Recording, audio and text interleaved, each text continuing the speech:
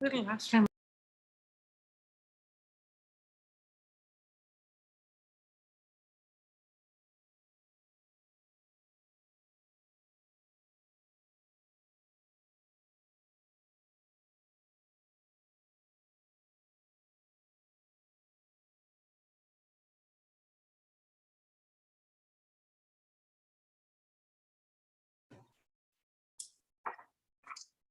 Good evening, everyone. 4, 5, 6. Okay, we're all here. I will call this public hearing meeting to order for 6 p.m. Monday, March the 22nd. This public hearing is being held pursuant to Section 465 of the Local Government Act. All members of the public will be given a reasonable time to be heard or to present written submissions regarding matters contained in the bylaw that is the subject of this hearing. All information, correspondence, petitions, or reports that have been received by noon today concerning the subject bylaw have been circulated to council and are available to the public as part of the public meeting package. Staff will provide their report, followed by an opportunity for the applicant to speak. Members of the public who have pre-registered to speak have been added to the speakers list in the order that requests were received. Anyone who has not pre-registered may call into the conference line during the live meeting by dialing 778-907-2071 and enter meeting ID 506-489-9374 and participant access code 485186. I will provide an opportunity for public comment according to the speakers list, followed by comment from those who have just joined the meeting. Speakers will be asked to state their name and civic address. Please note that all representations, whether written, in person, or electronic, are available to the public for viewing as part of the public record. Remarks will be limited to 5 minutes per speaker and should include all of the relevant information in the presentation. Further opportunity will be afforded all members of the public to speak a second or third time with new information only, once all persons have had an opportunity to speak. Council may ask questions of staff, the applicant, and the public, but once the public hearing is over, no new information can be received. Council debate on the bylaw will take place during the regular council meeting following the conclusion of the public hearing. The corporate officer will now provide information on the notice of this public hearing. Thank you, Your Worship. Notice of the public hearing was given by posting on the notice board at Municipal Hall, advertising in the Summerland Review issues of March 11th and March 18th, and mailing 124 notices to owners and occupiers of surrounding properties on March the 10th, 2021. Thank you. I'll now turn this over to staff to do the presentation of the subject of the public hearing, which is the official community plan and zoning bylaw amendments at 8709 Jubilee Road East, and that is Z21-002. Thank you, Madam Mayor.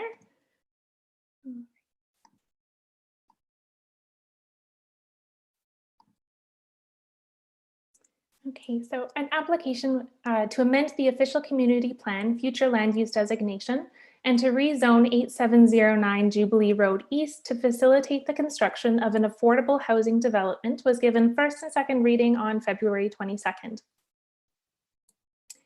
The subject property's future land use designation is low density residential intensification, and it's zoned for the residential pocket neighborhood zone, which allows for the construction of a cluster of single detached houses.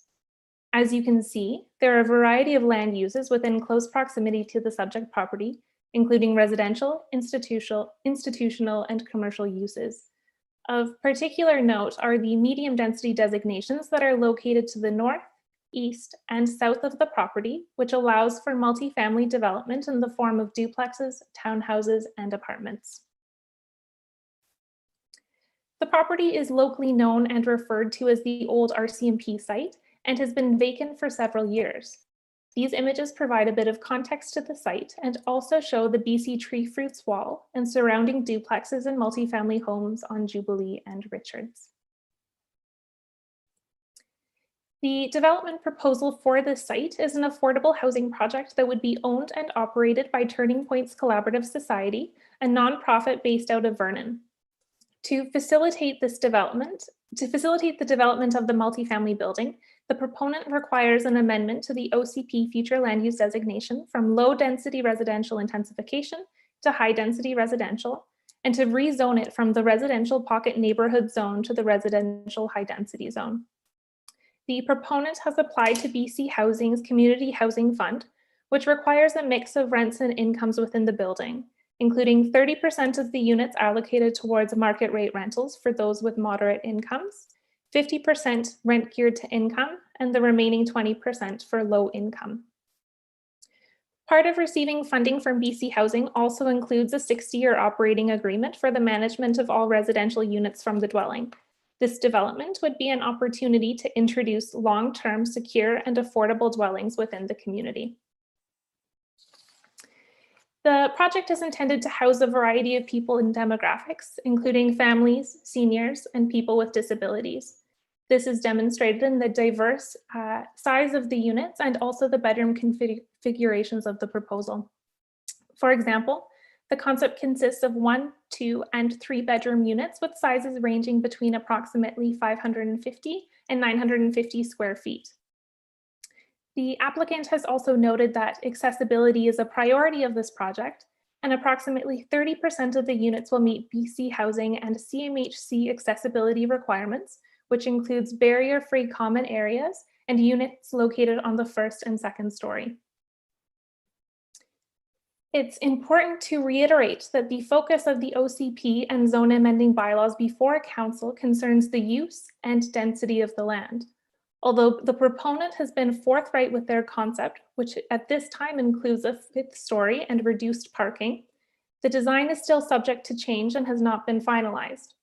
If the OCP and zone amending bylaws are adopted and the applicant cannot meet the applicable regulations, an application for a development variance permit will be required.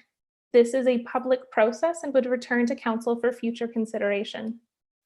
Additional development applications that would also return to Council include a multifamily development permit, which addresses the form and character of the building.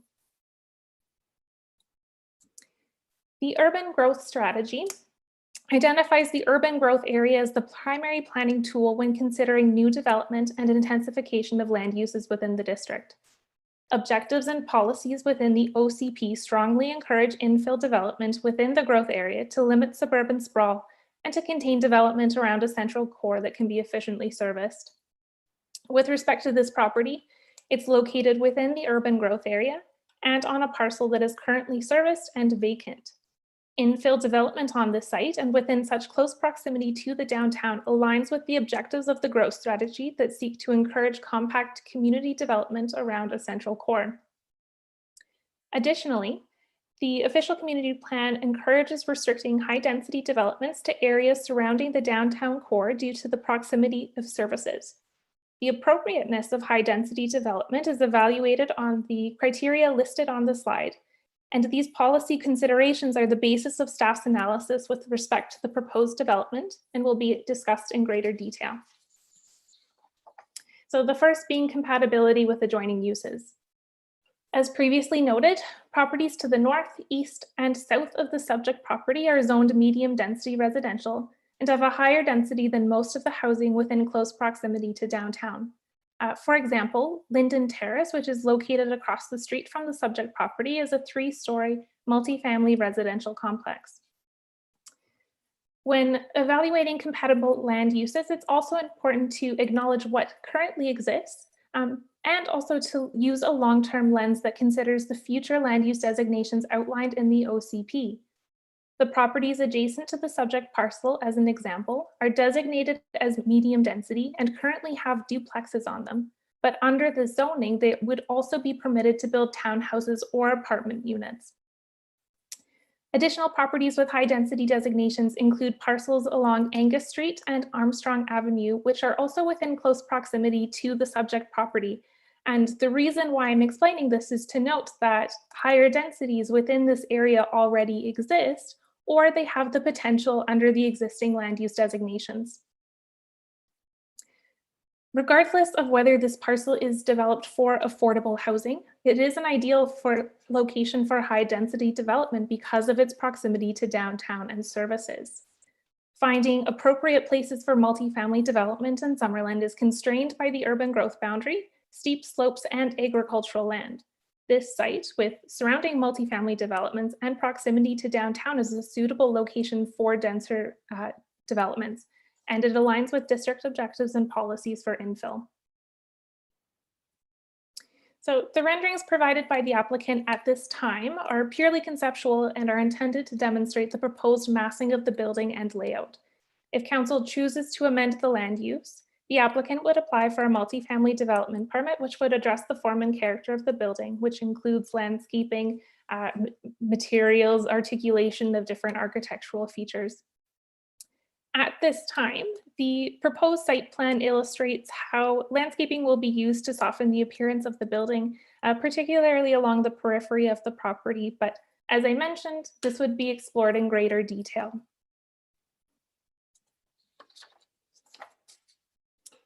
High density development is encouraged along collector and arterial roads. However, most roads within close proximity to downtown, the preferred area for high density development are local roads. Although Jubilee Road East is classified as a local road, the constraints of finding appropriate high density residential lots along collector and arterial roads close to downtown may be too onerous. Rosedale Avenue, as an example, is a collector road and in the downtown, but over 350 linear meters of this road are owned by the school district. Precedence for multifamily development has also been established through the Linden Terrace and Silver Birch Place developments, and this proposed development is in keeping with these land use patterns that have already been established in this area. Most activities and services can be accessed by foot from the subject property.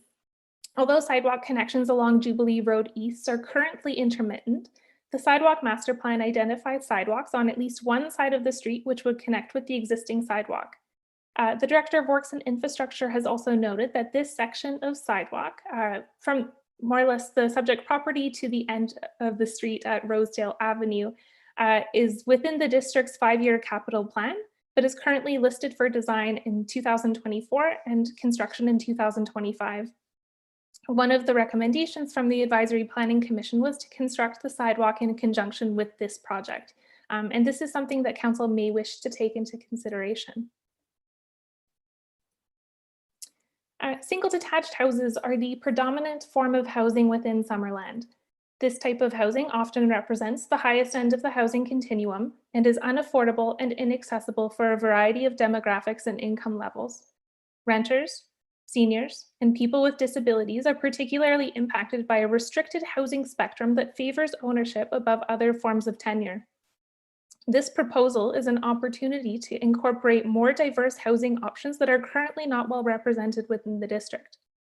The graphic on this slide illustrates the housing continuum and the various forms that non-market and market housing can take, from emergency shelters listed on the left to high-end ownership on the right. The proposed housing forms addressed through this project are outlined in red, and as you can see, fall within the middle of the spectrum. Over the next few minutes, I'll be speaking to issues identified in the Affordable Summerland framework, much of which are connected to a lack of housing diversity within Summerland's housing spectrum. And this graphic is a useful tool when considering the target demographics that would be housed through this development. The Affordable Summerland report identified 6 key issues that are barriers to affordable housing in Summerland, including a lack of housing diversity, housing prices, high housing prices, high land prices, and a lack of rental homes and subsidized housing. Housing in Summerland overwhelmingly consists of single detached homes, and the multifamily developments that do exist are aging and may not be suitable for families. Renters, seniors on fixed incomes, and people with disabilities are particularly affected by the lack of robust housing options in the district. This table offers a comparison of subsidized housing options in Kelowna, Peachland, Penticton, and Summerland. It's quite powerful in that it demonstrates how Summerland's non-market housing has largely been focused on seniors housing, and that the district falls short on social housing for low-income families, especially compared to neighboring municipalities. Subsidized seniors housing is certainly important, but there are few non-market options for families or younger demographics that need assistance but don't qualify for subsidized housing because of their age. Diversifying housing in Summerland to meet the needs of a wider population is a tangible goal, and the unit configurations and attention to income that are the essential characteristics of this project directly address this community concern. Overall, the multifamily and affordable housing components of this project, in conjunction with its proximity to downtown, closely aligns with district objectives in the official community plan, the 2017 Affordable Housing Framework, and with Council's stated 2021 strategic priorities to broaden affordable housing options in the community and enhance downtown vibrancy. As such, staff recommend that the OCP and zoning amending bylaws be supported. Thank you, and I look forward to answering any questions. Thank you. Council will have our opportunity to, Council will have our opportunity to ask questions of staff once we get into our regular council meeting tonight. At this point, though, I would like to ask our Director of Corporate Services if she could read correspondence into the public record. Thank you, Madam Mayor. And of course, just during the public hearing, questions can be asked of staff or the applicant or the public, and no new information in the regular meeting, just a reminder. Okay, so we did receive submissions of correspondence in support of the proposed amendments from Dale Schatz of Turner Street, Les Brow, Francis Calusi of Rosedale Avenue, Allison Crawford of Latimer Avenue, Denise DeLue of Turner Street. We received submissions of conditional support from Kathy Henry of Sumac Ridge, Barry Neary on behalf of the Silver Birch Place Rec Committee, Glenn and Judy Baker of Linden Estates.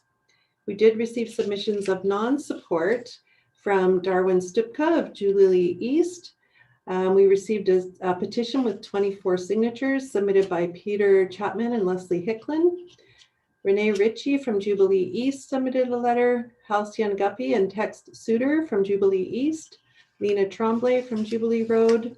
Gladys Hill from Pineo Court. Another petition submitted by Stuart McKenzie with 23 signatures. Crofton and Janet Booth of Pineo Court. John and Leslie Hicklin of Jubilee Road. Peter and Carol Chapman of Jubilee Road. Kevin Mulclair of Pervez Street. Joan Bryans of Tomlin Street. We did receive 20 form letters submitted by Brenda and James Todhunter, Kelly and Albert Rylander from Linden Estates, Francis Padden from Richards Avenue, Jackie Carlson from Purvis Road, Marion Enns of Jubilee Road, Harold Johnson and Rick Graff of Jubilee Road, Shirley Bergeron of Richard Avenue, Patricia Chitrenke of Pineo Court. An online submission was submitted by Peggy Padden of Kinney Avenue in Penticton with 57 total signatures, of which 28 identified as Summerland location and 29 as elsewhere in BC and Canada. Ann Bennett submitted a letter of correspondence against this proposal from Purvis Road, and Lori Weir from Cherry Grove Strata. Thank you, Madam Mayor. Thank you, Ms. Needham. Okay, so it's the opportunity for the public to comment, beginning with the applicant. I'm not sure who would like to speak first in terms of the applicant, but my indication here is that Ann Howard would like to speak first. So I will invite you to. Thank you very much, Ann.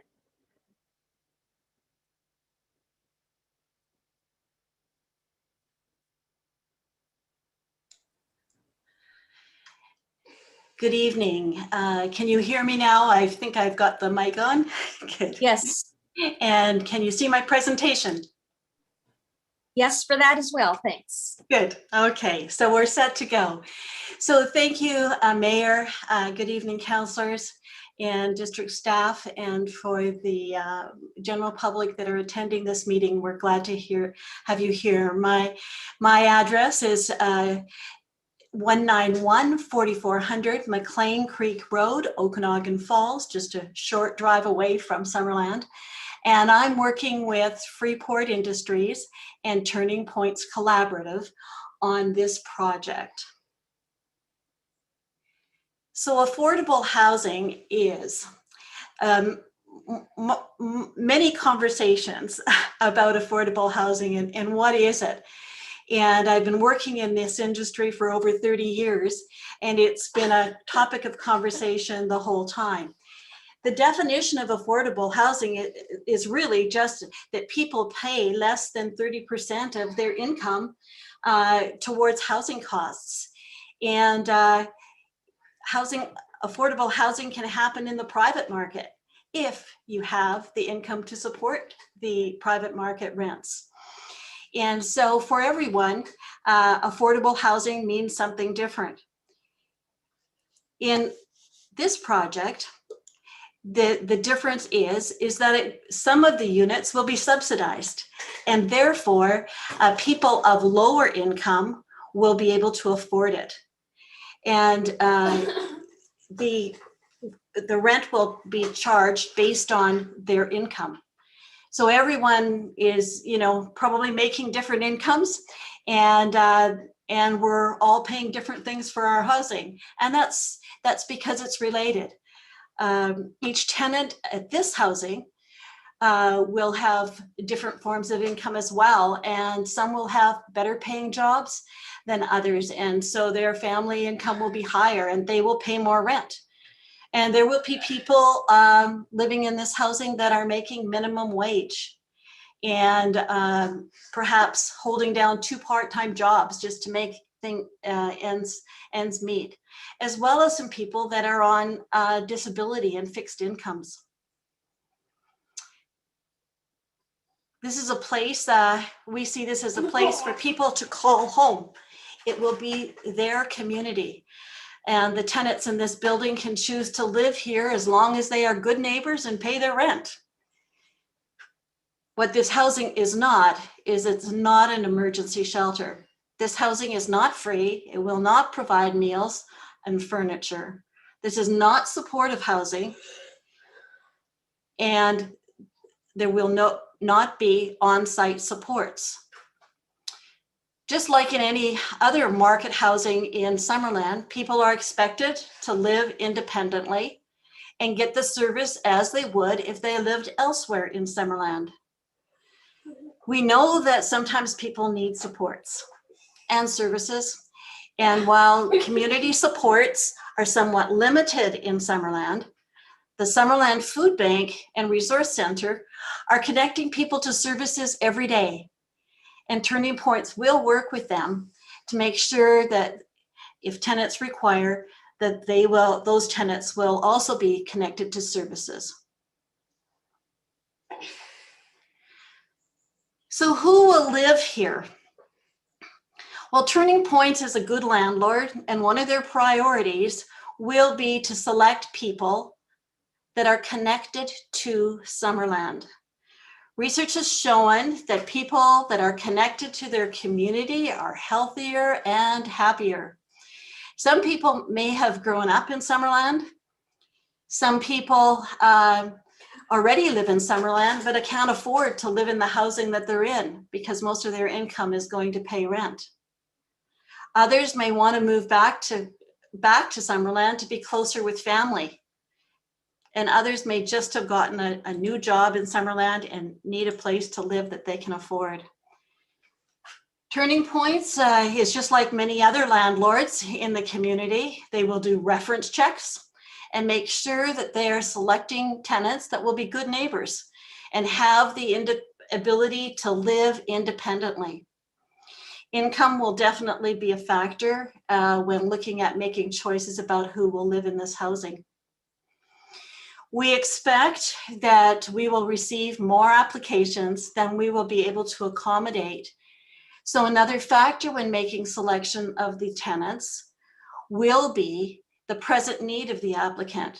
For example, someone who has just received a notice to end tenancy because the landlord is selling their home and there is no other place that they can find that they can afford.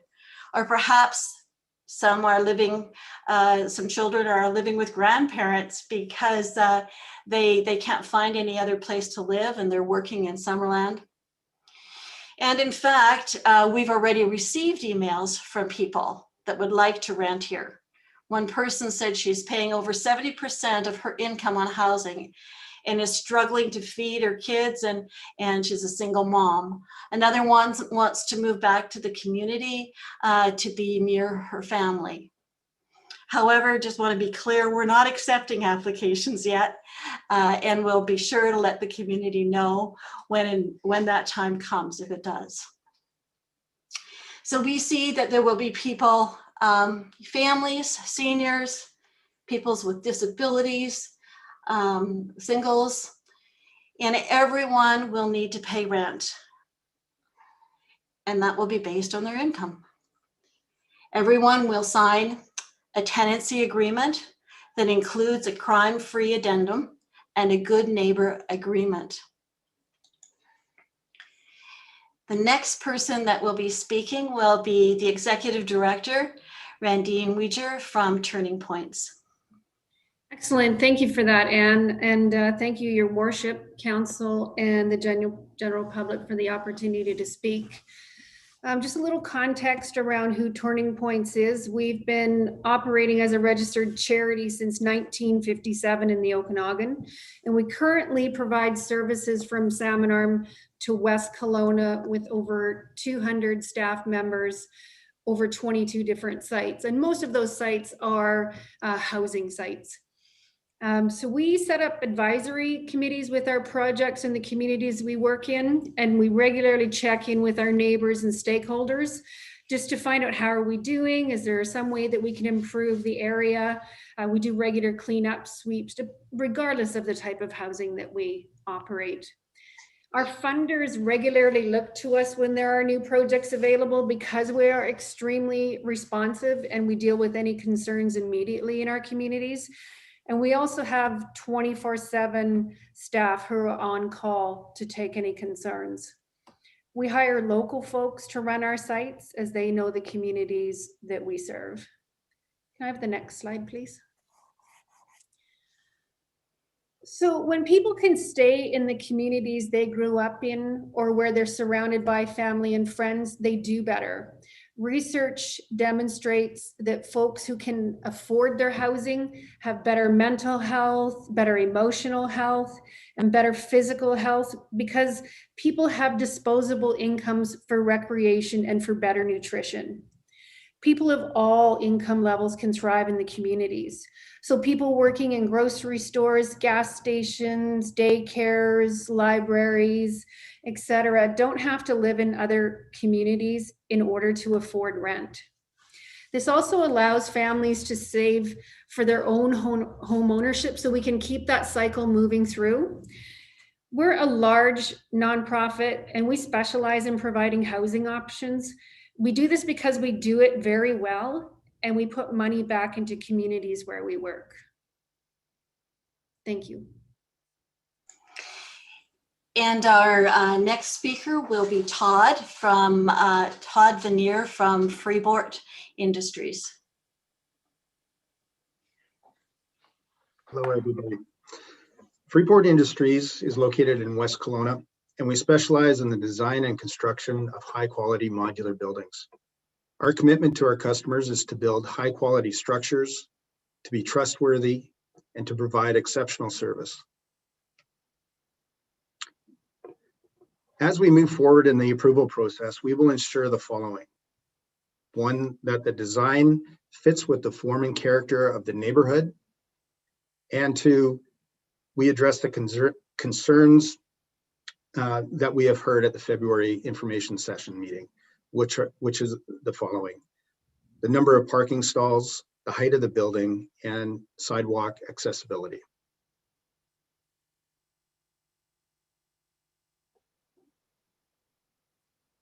Thank you. And that's the end of our presentation, and we're happy to take questions from council at the appropriate time.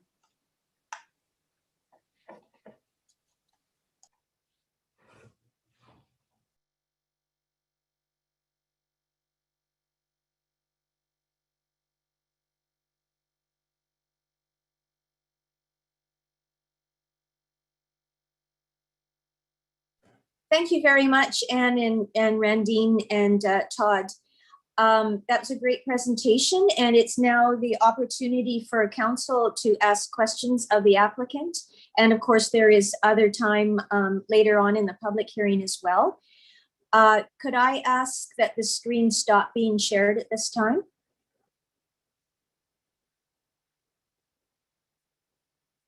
Good, now I can see council.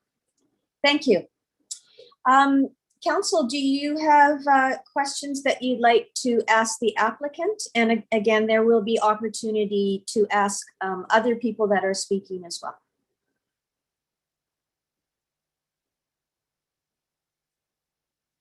Okay. I will ask then I will go to the first of the people that I have on my list here. Is Bob Todd Hunter with us? He indicated he would be here by Zoom.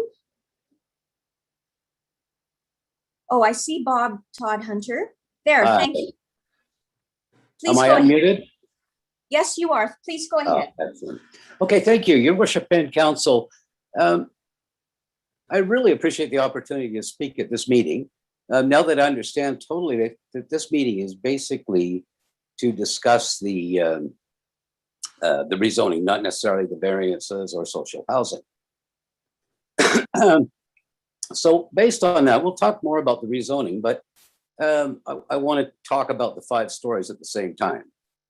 With regards to the rezoning, I wish to point out firstly that the current owner of the property did in fact purchase the property from the district. Excuse me. Yeah. Could you give us your civic address for the record? I'm please? sorry, I'm Bob Todd Hunter, unit number 68704, Purves Road, Summerland. Okay. Thank you. You're welcome. Sorry about that. With regards to the rezoning, I want to point out firstly that the current owners of the property did in fact purchase the property from the district, knowing that the land was RPN, which was residential pocket neighborhood zone, specifying development of single detached housings in a format that appeared as cottages. It further states that the lands were designated as LDR, low density, obviously, under the community plan. And it states there in the offer that the district sent out, it states in no uncertain terms that this was the use, and it states in no uncertain terms that no other uses are permitted other than single detached housing. And further goes on to specify what the development size and regulations were. And we must point out that there was the understanding of all current adjoining property residents and residents who subsequently purchased housing in that land. They understood that to be the case. Now, moving on to the official community plan bylaw, which is bylaw number 2014002, adopted July 2015. And I'm assuming that is the community plan that was updated September 2018 and what we're currently working under. Am I correct in assuming that?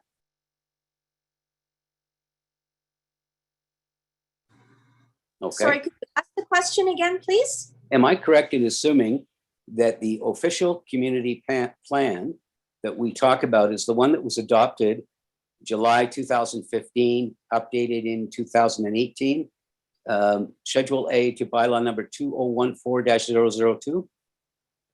Okay, yes. Okay, great. That's fine. From our Director of Development Services.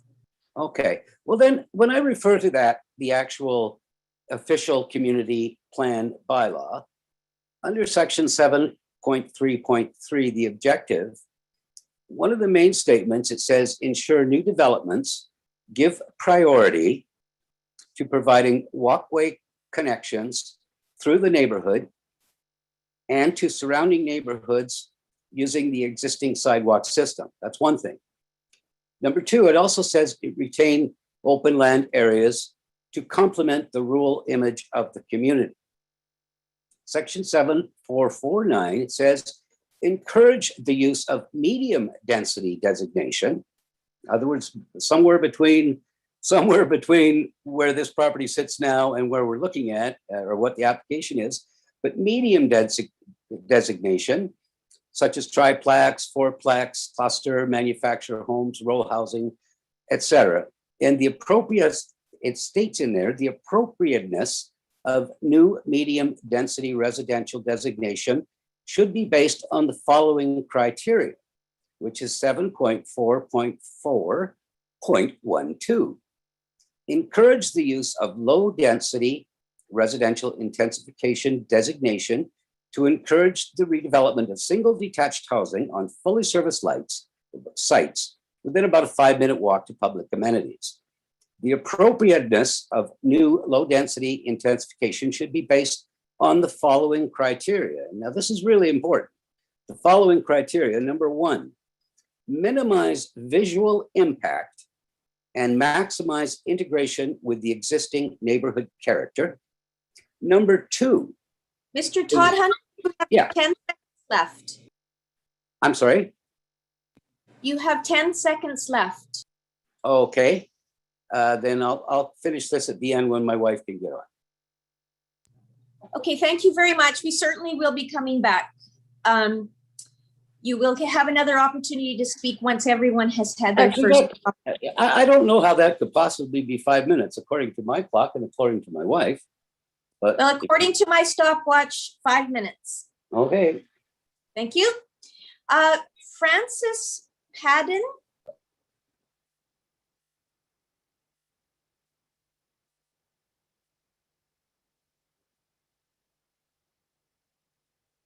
I'll call again, Francis Padden. Are you on the Zoom call tonight? Okay, I will go to the next on my list, and that is Janet Peak. I see Janet here. Good evening, everyone. As Mayor Buddha stated, I'm Janet Peak, and I'm here tonight as president of the Food Bank and the Resource Center at 13204 Henry Avenue. I wish to express the importance of affordable housing to the community of Summerland. The rezoning and proposal made by Turning Point for the property at 8709 Jubilee will add 60 affordable rental units of various sizes to the housing capacity in Summerland. The Summerland Food Bank and Resource Center has identified the real need for this type of housing for more than 10 years. We have spoken at council on several occasions about this opportunity becoming available. There are people that we serve at the Food Bank and Resource Center who tell us how hard it is to find decent housing at a rent they can afford. The rise in property values has only made that more so. We have families and single households in lower paying employment and pensioners with fixed incomes who cannot afford what is offered in Summerland. Employers have staff who cannot find places to rent here and must commute. Anyone living on a disability income, pension, or handicapped has great difficulty finding suitable accommodation. Rent geared to income or deep subsidy living units are proposed, and they will provide many in our community good housing, leaving them with money left over to participate in activities, eat out with their friends, and contribute to the local economy. Everyone deserves a safe, warm, decent place to live. This project will begin to fulfill some of the housing requirements needed in Summerland. Council has showed its understanding of the need for affordable housing for some time. I thank you for the opportunity to address this rezoning bylaw amendment. Thank you very much, everyone. Thank you, Janet. Next up, I have John Bubb. Hello, can you hear me? Yes, thank you. Please go ahead. If you'd like to start my video, I seem to not be able to start it because the host has stopped it. So there we go. Thank you. Good evening, Mayor Boot, council members and staff. My name is John Bubb and I live at 10106 Turner Street. I'm speaking tonight both personally and as past president of the Summerland Food Bank and Resource Center Society.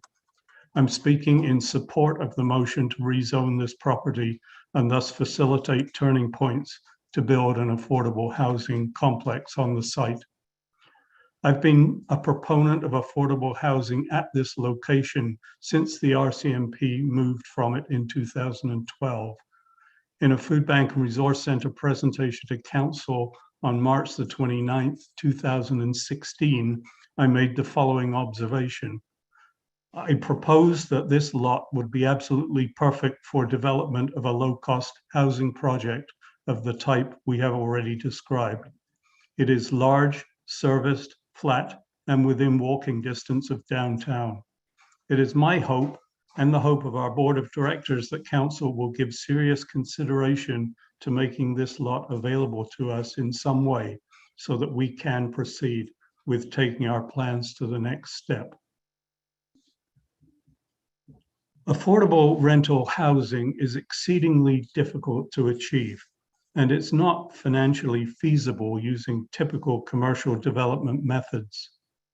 Development costs put affordability out of reach, and if we are to achieve new affordable housing in Summerland, we need to significantly tap into provincial and federal funding. Even so, a certain housing density needs to be achieved if requirements of provincial and federal funding programs are to be met. I believe Turning Points has the track record and potential to meet those requirements, but we must achieve the required housing density. I will leave it to other speakers to outline the critical need for affordable housing for our lower income residents and the need to upgrade our supply of low-cost housing, except to say that those of us in the middle and upper income brackets have an obligation to ensure that those product and service workers that allow us to maintain our lifestyles can also live, grow, and prosper in this amazing community. A strong, successful society takes care of its less fortunate people. We have a limited time opportunity here to build, not only for today, but also for the future. Today's government-funded housing programs may not be available to us later. The often quoted Chinese proverb that the best time to plant a tree is 20 years ago, but the next best time is today, is never more relevant than in this case. Organizations like the Summerland Kiwanis Club and the Royal Canadian Legion made their investments in affordable housing more than 20 years ago. Their buildings have blended into the fabric of Summerland, as I believe this one will also do if we can make it successful. Thank you for the opportunity to share my views. Thank you, John. The next speaker is Hal Roberts.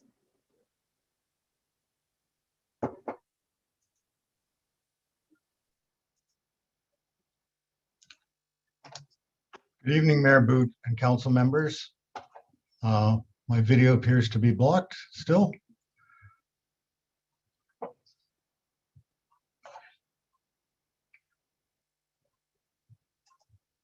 Thank you. Good evening, Mayor Boot and council members. My name is Hal Roberts and my residence address is 10411 Happy Valley Road. I'm currently employed as a resource coordinator with the Summerland Food Bank and Resource Center, a position that I've held for 3 years. Prior to that position, I was employed as a social worker, Ministry of Children and Family Development for 25 years. I'm speaking this evening in support of the application by Turning Points to rezone this property for the purpose of constructing an affordable housing facility. Specifically, my purpose in speaking to you is to illustrate the role of the Summerland Food Bank and Resource Center in providing support to the residents of an affordable housing complex in the community of Summerland. As you may know, the Summerland Food Bank was created by the women's group of the Summerland United Church in 1984. In 1993, the food bank was registered as an independent charity. In 2013, the Resource Center opened and the position of a Resource Center coordinator was created.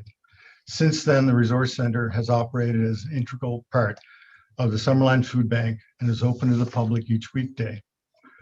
The Resource Center functions as a social services hub for Summerland. Free office space is available for staff from social service agencies and provincial ministries to meet with Summerland residents. The Resource Center staff refer residents to appropriate community health and social services. Advocates are available on a weekly basis to assist Summerland residents to access financial assistance programs with the various levels of government. I would like to illustrate the role of the Resource Center as a community social services hub by providing some statistics. I will use statistics that were compiled during the calendar year 2019, excuse me, since statistics for 2020 were significantly skewed by the public health emergency in response to the COVID-19 crisis. During 2019, 22 agencies and ministries used office space in the Resource Center on 275 occasions to meet with 395 Summerland residents. Additionally, people attended the Resource Center on 1,959 occasions during 2019 to receive information about health and social services, to receive assistance with employment programs, services for seniors, transportation, and household needs, or to access the center's facilities, including phone, computers, laundry, kitchen, and shower. Despite the successes we achieve at the Resource Center in providing support, the one area of constant frustration for our board, our staff, and our volunteers remains the lack of affordable housing. During my tenure as the resource coordinator, it has been very disappointing to be unable to respond effectively to the service requests for housing and accommodations that we receive on an ongoing basis. And it is painful to see people who want to remain in this community being compelled to leave to pursue housing options in other communities. The first few months of 2021 have proven to be particularly difficult for Summerland residents in precarious housing situations. The expansion of the vacation rental industry in recent years has already eliminated many basement suites and duplexes from the long-term rental supply. In 2021, some landlords have made the choice to sell their rental revenue properties due to the hot real estate market that has evolved in the Okanagan as we move through the pandemic.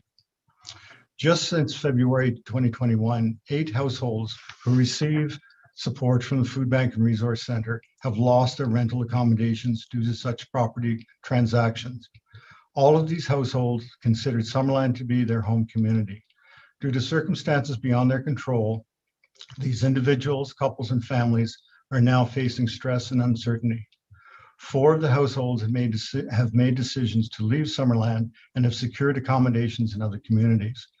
2 of those households have school-aged children who will leave their respective Summerland schools at the end of this term.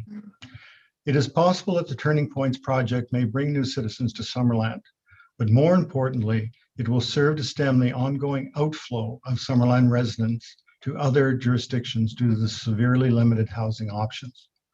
This project will provide placement in entry-level housing, either for households who currently lack their own housing or who live in inadequate housing for a variety of reasons and cannot afford the accommodations they need in the local housing market without some form of external assistance. The population seeking such housing encompasses a wide scope: young adults commencing their work careers, single income households with children, and mature adults living on fixed monthly incomes. There is no question that you, as our local government, face the ethical dilemma of attempting to balance individual rights of property owners and constituents while honoring a collective responsibility for affordable housing, shelter supports, and services. The time is right for Summerland to place a priority on a coherent and respectful strategy for affordable housing. The positive impact of affordable housing will only enhance the future of this community. Thank you. Thanks very much, Hal. Great timing. Next up is Linda Van Elfen. Hi. Hi, Linda.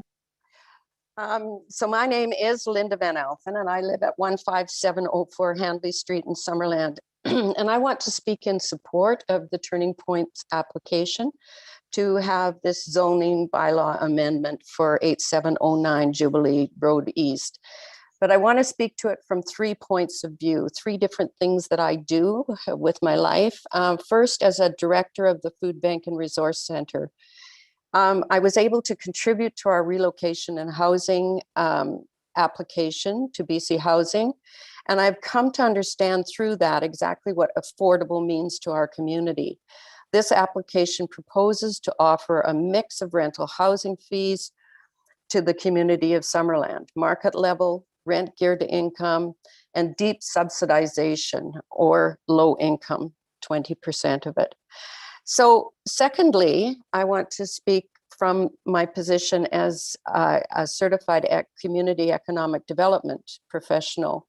And in 2018, I wrote a paper which was based on 2016 statistics and the Affordable Summerland study done in late 2017.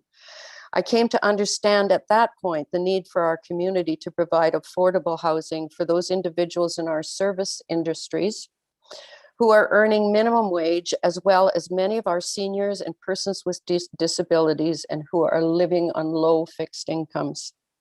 And finally, from the position as a long-term Board of Education trustee, 19 years, and I must state that I'm speaking as an individual trustee because the Board of Education hasn't met over our spring break.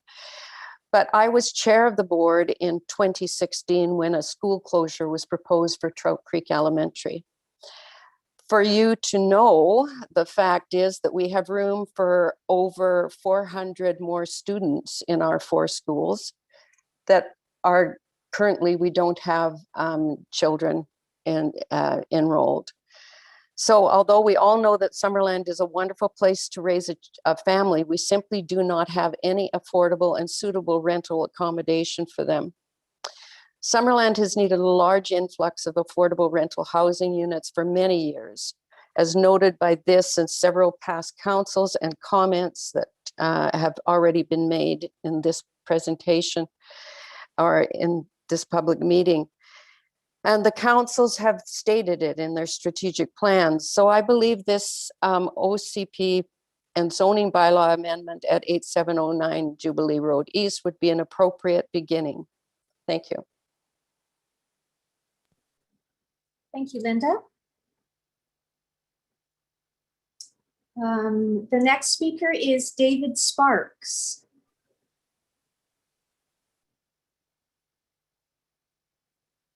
I see that you've joined us on Zoom, David.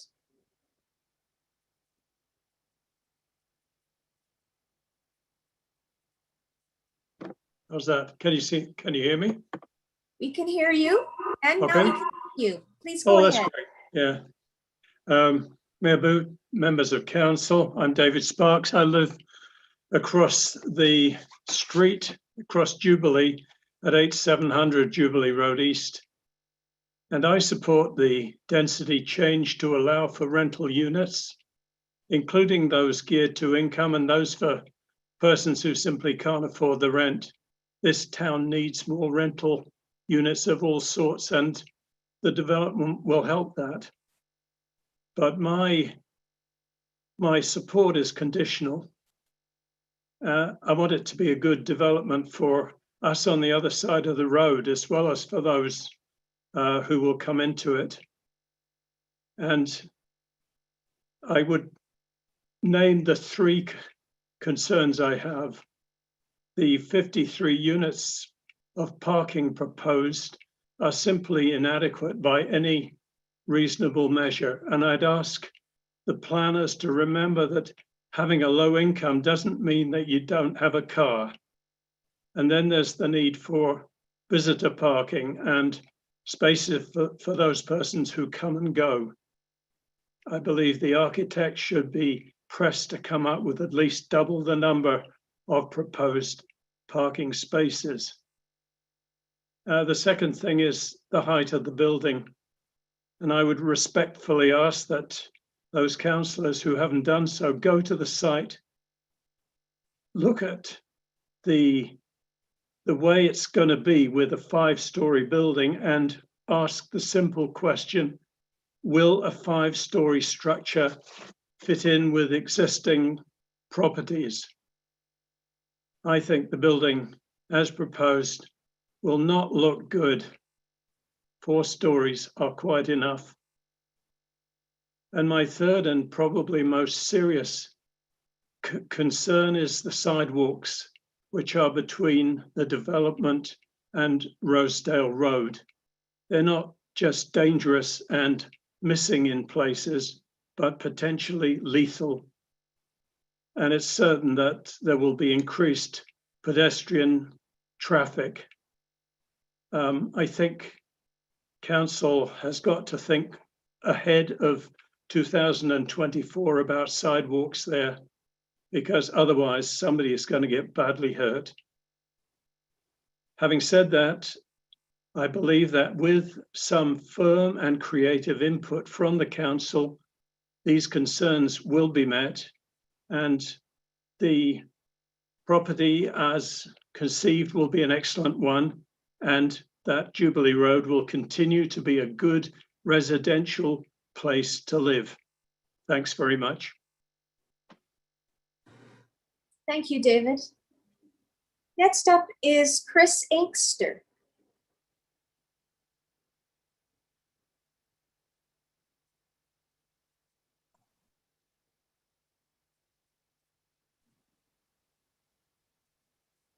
Please go ahead, Chris. I'm actually with the Freeport team. Okay. So maybe I will go on to the next representative from the. I will go on to the next representative from the public. Thank you for letting us know, Chris. And that is Peter Chapman.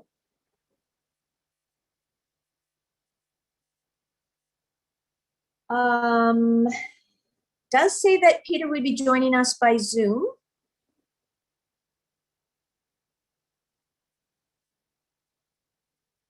Are you with us today, Peter? I don't see your name. Okay, I will go on to the next person, and that is Kevin Mulcair.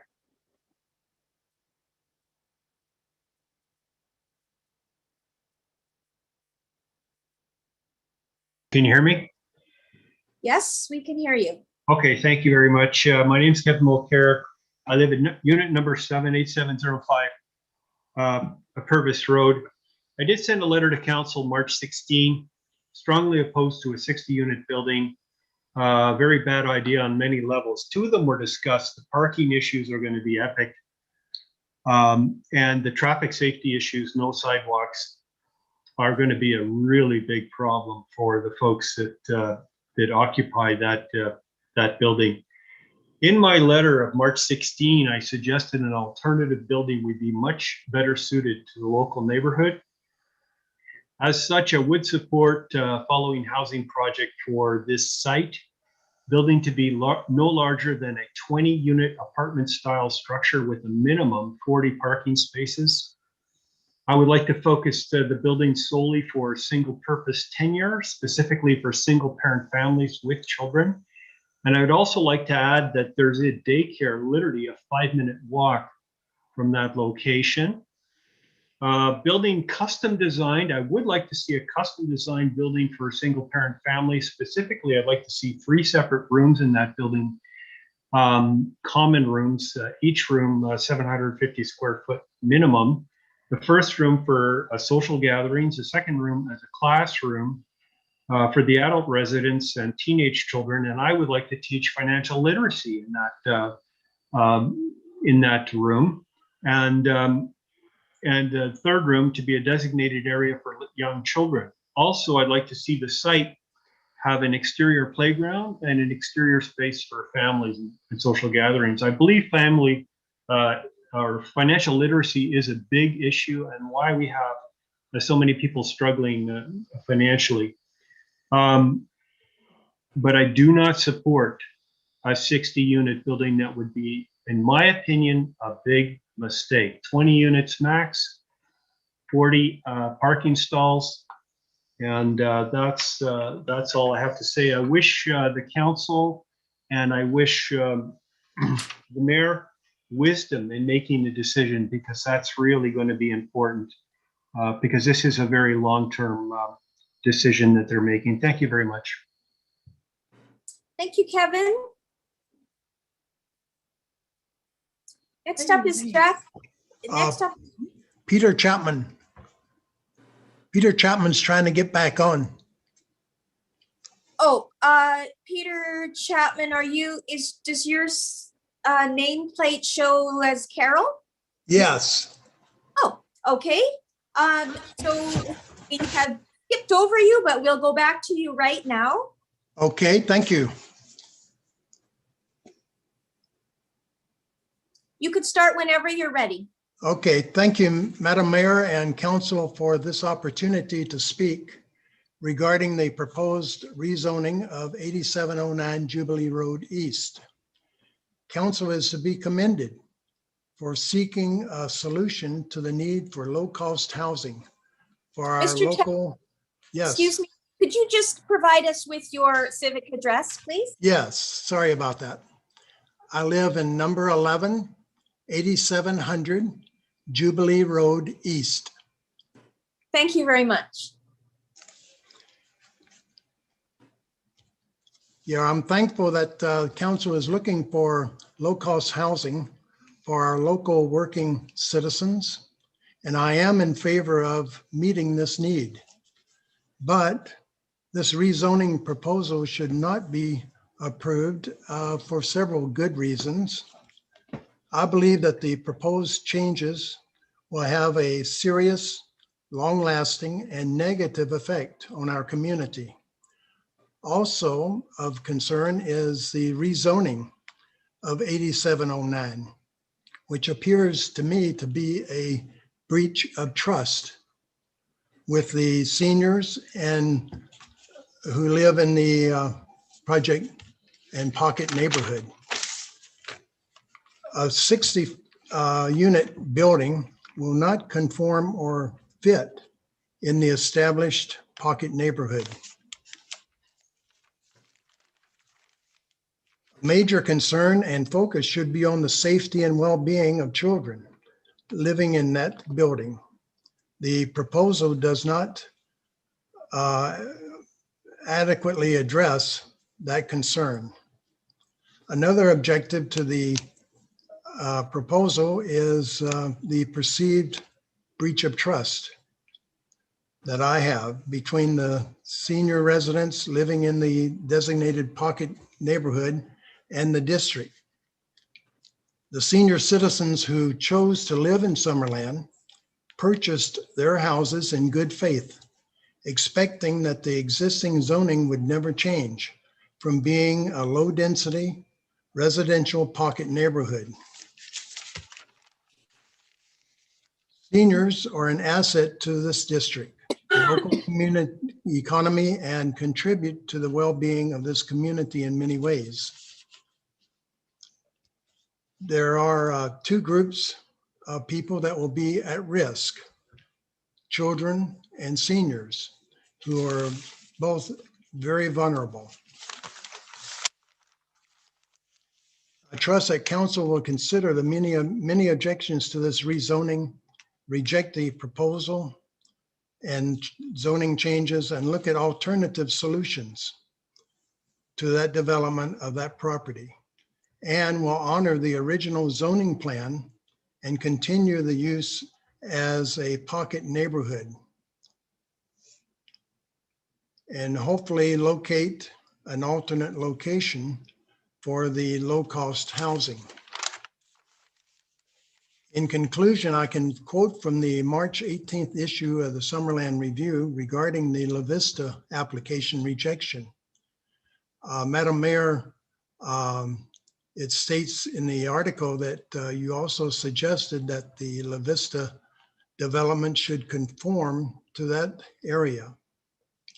Also, Madam Mayor, you're then quoted regarding the La Vista rejection by saying, "This is an already established neighborhood.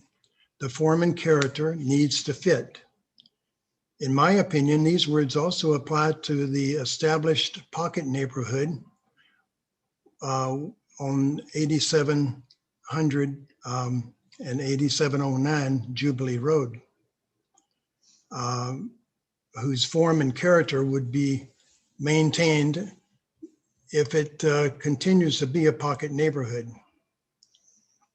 Thank you very much for this opportunity to speak, and I feel confident that common sense and good judgment on behalf of you and the council will prevail in your decisions.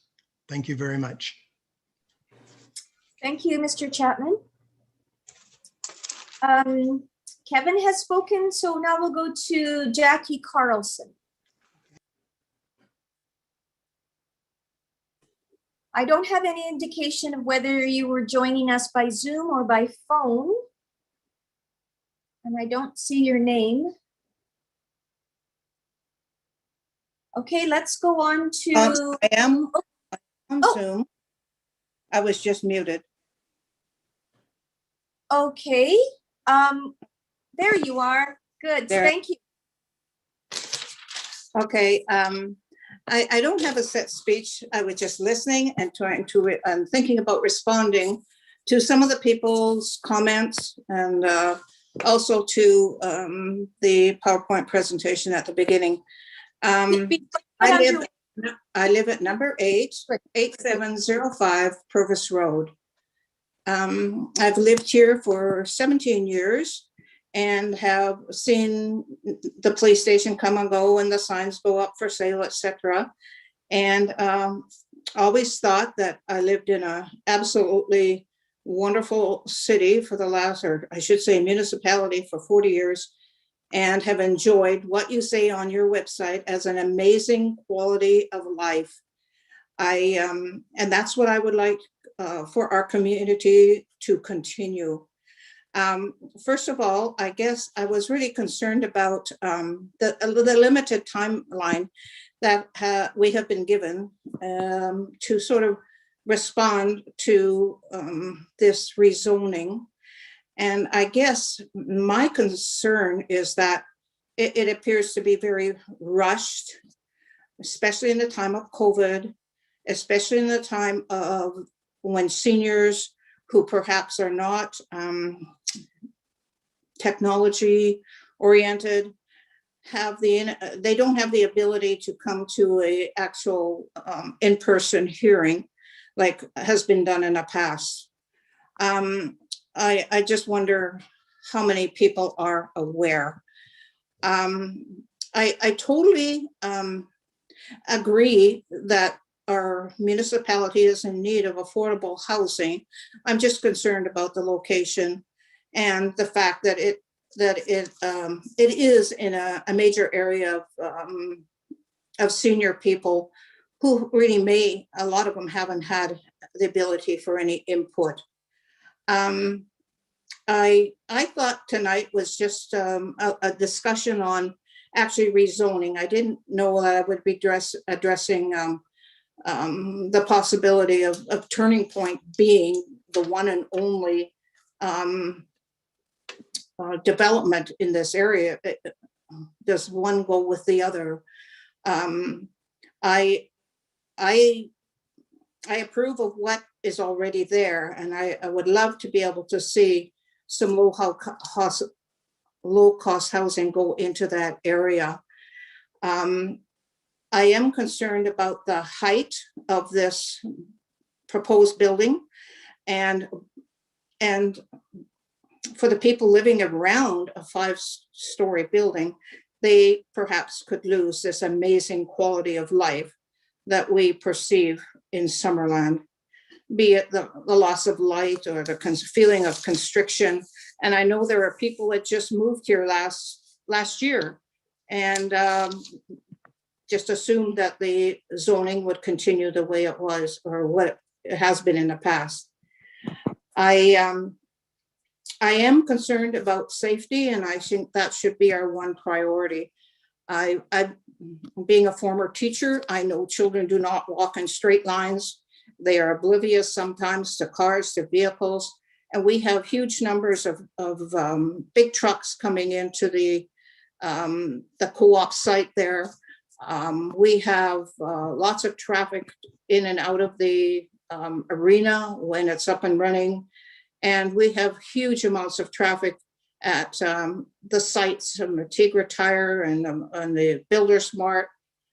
I too, as an adult, do walk along that way, and I have to be very careful of traffic. And I would not wish for the municipality to be put into a position where a lawsuit would be coming your way because of somebody getting injured or even worse. I thank you for the time, for putting forth my views. And again, I would be in favor of postponing decisions. I see in the one letter that I received that that no further comments could be made after tonight. I feel it's being rushed. I feel that we need some time to actually look at the safety aspects of this and to give our seniors a chance not to discriminate against them and let them live the quality of life that they all have around this area and into the future. I thank you very much. Thank you.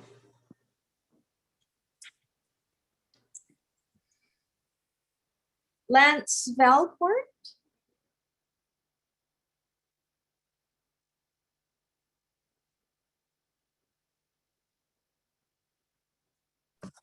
Hello, can you hear me? Yes, we can hear you. Thank you. It's Lance Velkert at 19202 Garnet Valley Road. And I didn't really have a set speech. I just had a few questions. One is, this is supposed to be about Summerland residents first. So it'd be nice to know the details as to how that's going to be insured. The other question I have is along the same line. What control does the District of Summerland have after this is built? I understand there's a 60-year contract. So it would be nice to know if council has any say in that for the next 60 years. The third thing is, it was mentioned there's a crime-free addendum, which I don't know what that means. It would be nice if we had the details on that. And the last thing is, I think this is going to impact a lot of people, especially the seniors in the neighborhood. And my preference would be holding this off until there's an in-person public meeting and an in-person information session so that the public can really interact and give your feedback. And that's all I've got. Thank you, Lance. Thank you. Those questions can be asked by council when we have the opportunity to ask those questions in just a few moments now. So please stay tuned for those questions to come forward, and perhaps we'll get some answers for you this evening. Next up is Donna Greenwood. And Donna, I believe you are joining us by telephone this evening.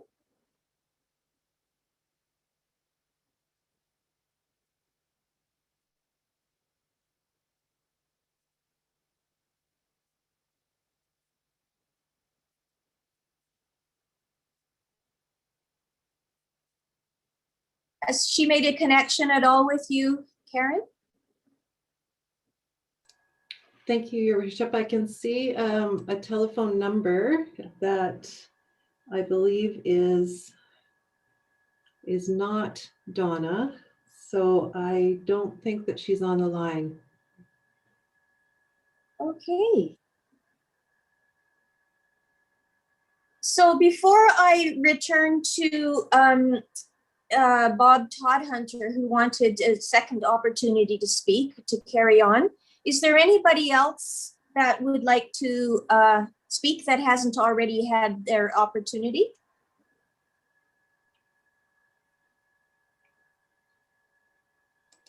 Okay, Mr. Todhunter, if you're on the line, here's your opportunity to speak a second time. Great, thank you so much. Thank you so much. Just continue on very, very briefly, but it does state in the, I'm sorry, I don't know what to call it again. Official community plan.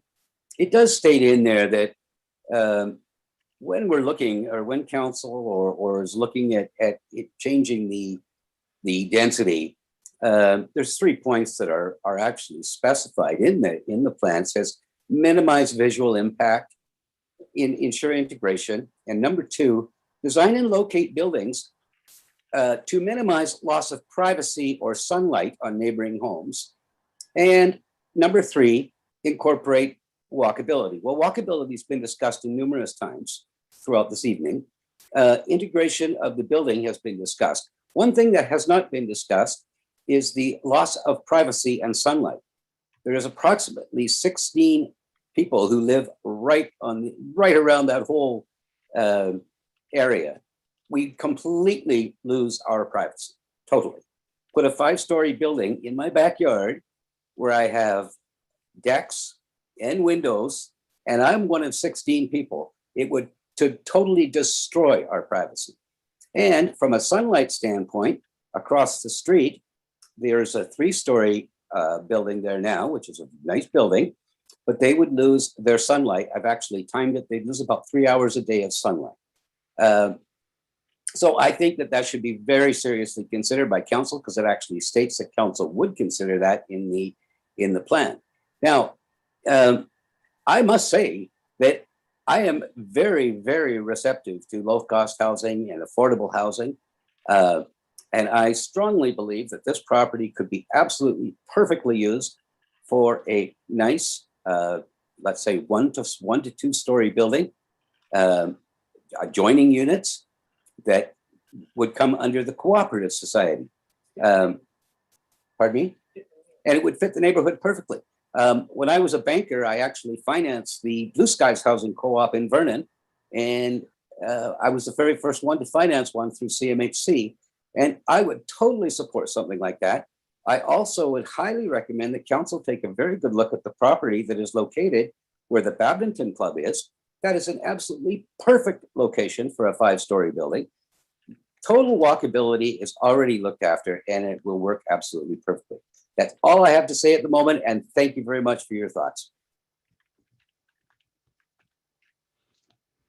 Thank you very much. Okay, we've come to the end of our list. I will ask for the second time, is there anybody here with us tonight that would like to speak to the public hearing? Madam Mayor? Yes. I'm going to ask the moderator if they could unmute everybody so that if someone does want to speak, we can hear.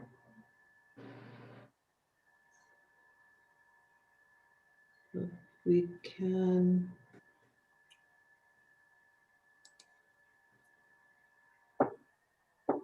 Here we go, slowly. It's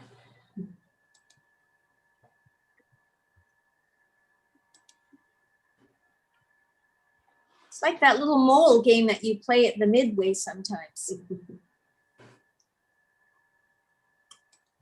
Okay, to go ahead now, Karen? Yes, I would go ahead. Okay. I believe we have unmuted, and if it's muted, it means the individual has done that themselves. Okay. So I will ask again for the second time, is there anyone who would like to speak that has not had the first or second chance to speak? And I'll ask for the third and final time. Is there anybody here with us tonight that would like to speak to the public hearing? Okay. So let's open this up to questions, and council, you can ask questions of the public that is still here with us tonight. You can ask questions of any of the applicants, which includes Chris Inkster, who's also with Freeport Industries, or questions of staff, of course.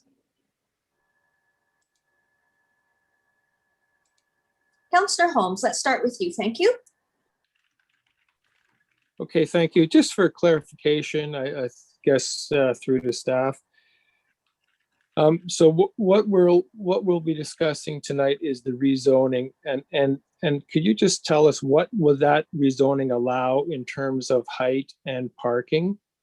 And it says in the staff report it's to facilitate the construction of 5-story building, but is that what we'll be deciding, or is that de facto what we're deciding, or would those have to come back to us as variances, and that's not the decision for tonight? If that could just be clarified, I'd appreciate it.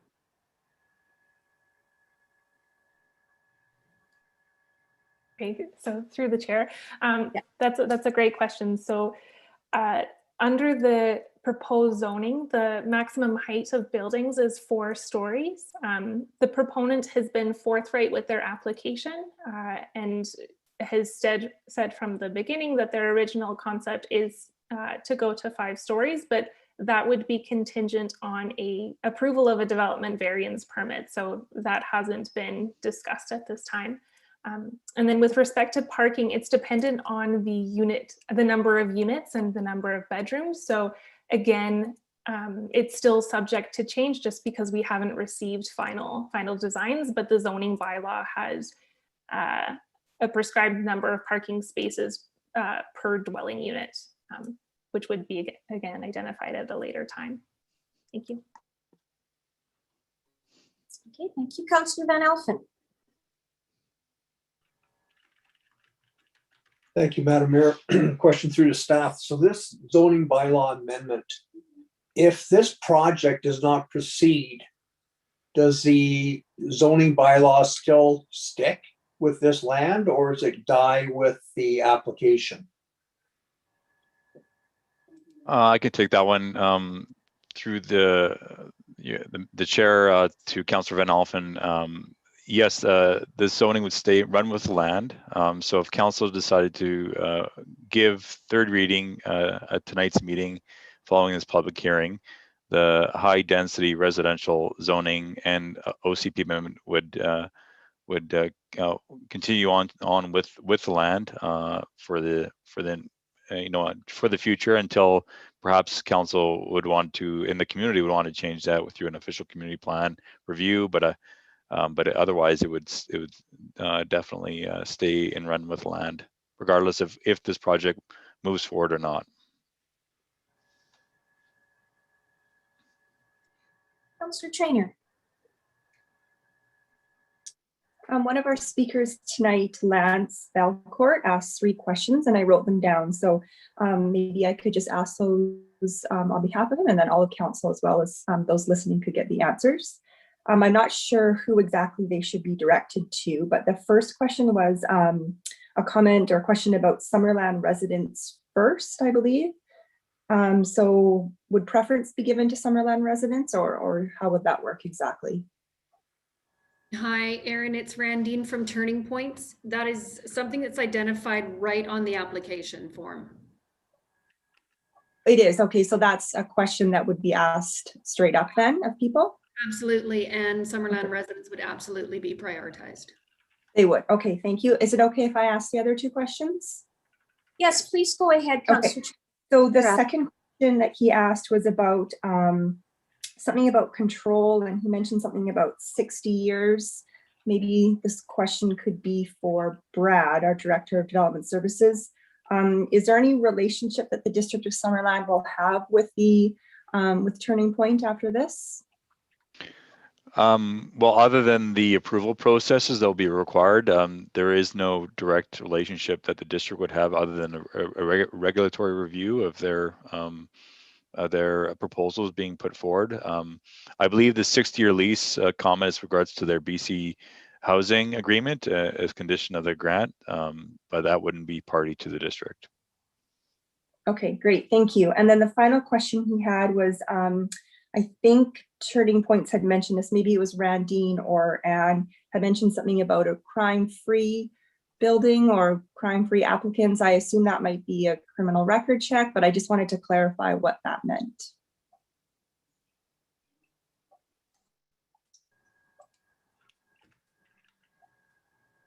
Sorry, Anne, you mentioned that you were going to take that one.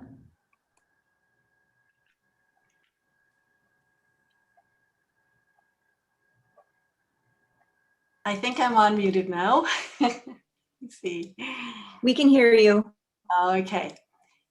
So yes, there's a standard crime-free addendum that's attached to each tenancy agreement that speaks to any crime for people to agree that they wouldn't engage in criminal activity, and that if that were to happen, that their tenancy agreement would cease and end. So under the Residential Tenancy Act, if you have an addendum like that, it gives you the ability to evict tenants. And that's the reason that we use that kind of an addendum. Not all landlords do, but that's what we do. Okay, great. Thank you for answering those questions. I realize they're not exactly related to what we're voting on tonight, but they do help paint a bigger picture for this. So thanks for answering those. No problem. Thank you, Councillor Traynor. Any other questions? Councillor Holmes, back to you. Yeah, thank you. So there were some questions about building a sidewalk in conjunction with the development. And I'm just wondering how that might proceed, and would there be any, like basically who would have to pay for that, and would there be any expectation of contribution from the development to do that? And I guess connected to that, are we able to collect DCCs on a project like that, or is that just applied to subdivisions? And would it be applicable to development like this? Thank you. To respond to Councillor Holmes' questions, the sidewalk question has been discussed with the applicant in terms of a potential, because it is recognized by staff as an area of concern, as well as if they'd be willing to make a contribution to that extension. And there wasn't a willingness at this point, but that could change moving into the future. For the second question with regards to DCCs, yes, according to our current DCC bylaw, that would be, this project would be subject to a payment of DCCs per each of the dwelling units. The only, I think, a council could probably consider a waiver of that at a later point if they so choose.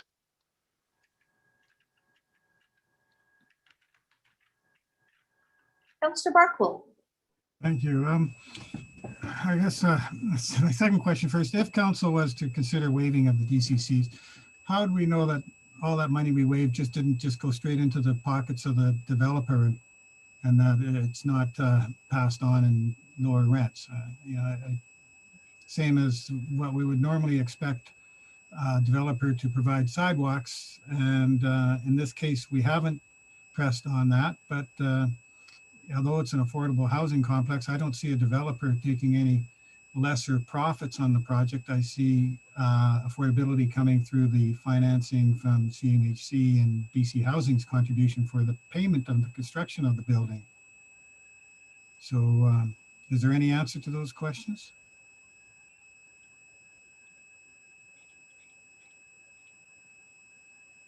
Anne, would you like to go ahead? Sure.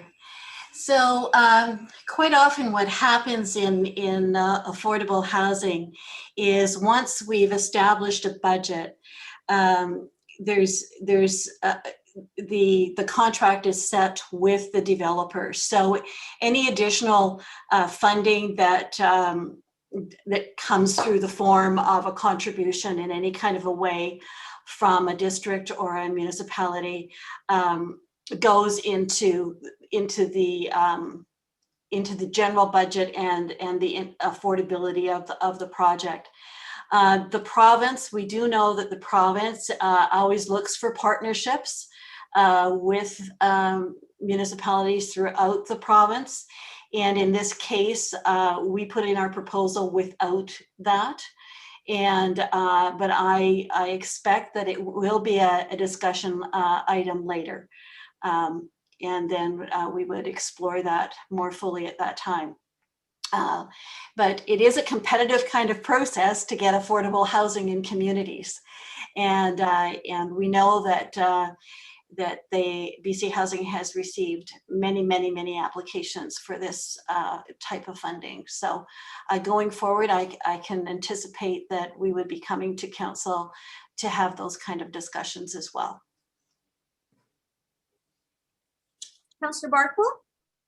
So you're expecting that this might be some sort of negotiation process with BC Housing? They'd say, oh, well, we like your project, but we expect that the District of Summerland should be contributing by lowering their DCCs. I thought you gave a proposal and they ranked them and then sort of said, okay, these ones were successful and these ones weren't. I'm not sure which process is it? It is a process of being ranked, but from my experience and background, proposals are ranked and then they're given provisional approval, and sometimes that provisional approval is contingent on a number of other kinds of things, and it could be that this is one of them. It might not be, I don't know, and have no way of knowing, but I do know that often the province will go back to communities and say, is there anything else that you can do to help us with this project to make it affordable? It is, it is quite common for those things to happen. But it's never, so the projects are definitely ranked, but your first, the society or the developer hears it's a conditional kind of approval, because obviously there's many more steps to go through before completing even this process with the design, development permit, variances, all of those sorts of things. I don't know, did I answer your question? Sounds like the answer is a maybe. Yeah, it is. I could have said that a lot quicker, right?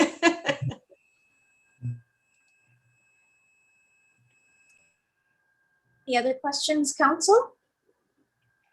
Councillor Patton. Thank you, Madam Mayor. I have two questions, if I may. One to be to Ms. Howard and the other one to Turning Points. My first question, or my first comment, if she could reiterate, and it was at the beginning of your presentation, and I just want to be reaffirmed that it's not an emergency shelter, that it's not an addiction treatment center, or where those unfortunately with addictions would be sent to dry out, I guess would be the term, and that there's no support services on site to deal with persons with addictions or mental disability. Did I get that right through your presentation? Is that correct? Yes, Councillor, that's correct. Excellent, thank you. Now, I'm sorry, go ahead. Do you mind if I just add? I would say that this kind of housing actually, in my opinion, prevents the need, or it's kind of a preventative step to having to have a response like an emergency shelter or supportive housing, because when people get into housing, affordable housing, they're less likely to become homeless and get entrenched in the behaviors that that are common to those people that are surviving on the streets with no homes. Thank you, Ms. Howard.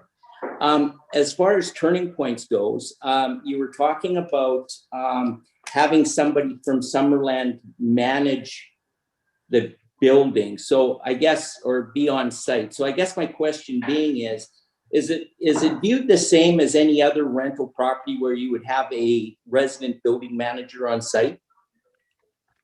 Yes, that is exactly what it would be like. Excellent. Thank you so much. You're welcome. Thank you.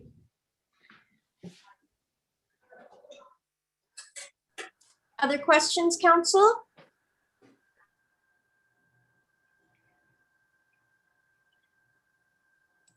I'll give you a bit of time because we can't have any new information once we come out of the, once we close the public hearing. Councillor Barkwell, I see your hand up. Thank you, Madam Mayor. Just to be really certain about this, at this point, we're changing the zoning to high density with a 4-story limit. And if the BC Housing approves this project, the developer or proponent would come to us for a variance to go to 5 stories. But we won't get that application until they know whether they've been approved for their project or not. Is that how that's going to work? I'll take that question. That's correct, Councillor Barkwell. Right now, before council with this bylaw amendment is just the land use and density with the high density residential zoning, and that the limit of that current zoning is 4 stories. So there would be anything above that would require a variance process to go before council again, and it probably will be coupled with additional details and design, and probably further details from BC Housing as well as to where they're at with regards to their grant application.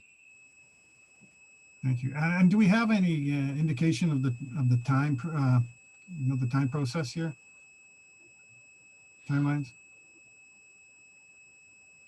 With regards to the BC Housing grant or the development permit, if you don't mind me. Well, I mean, one's dependent on the other. I can't see anything happening here until we know whether it's going to be this proposed affordable housing project or not. I mean, I don't see the developer spending a lot of money unless they know that this project's going to have the cooperation of BC Housing. So I guess I'm asking, when is BC Housing going to let everybody know? So I can answer that. We did receive communication from BC Housing saying that they had, so many applications that they're not going to be able to get back to us until mid-May, mid to end May. So we are expecting to get response before summer. We were hoping that we might get it before this meeting. That was our original kind of plan, but that didn't work.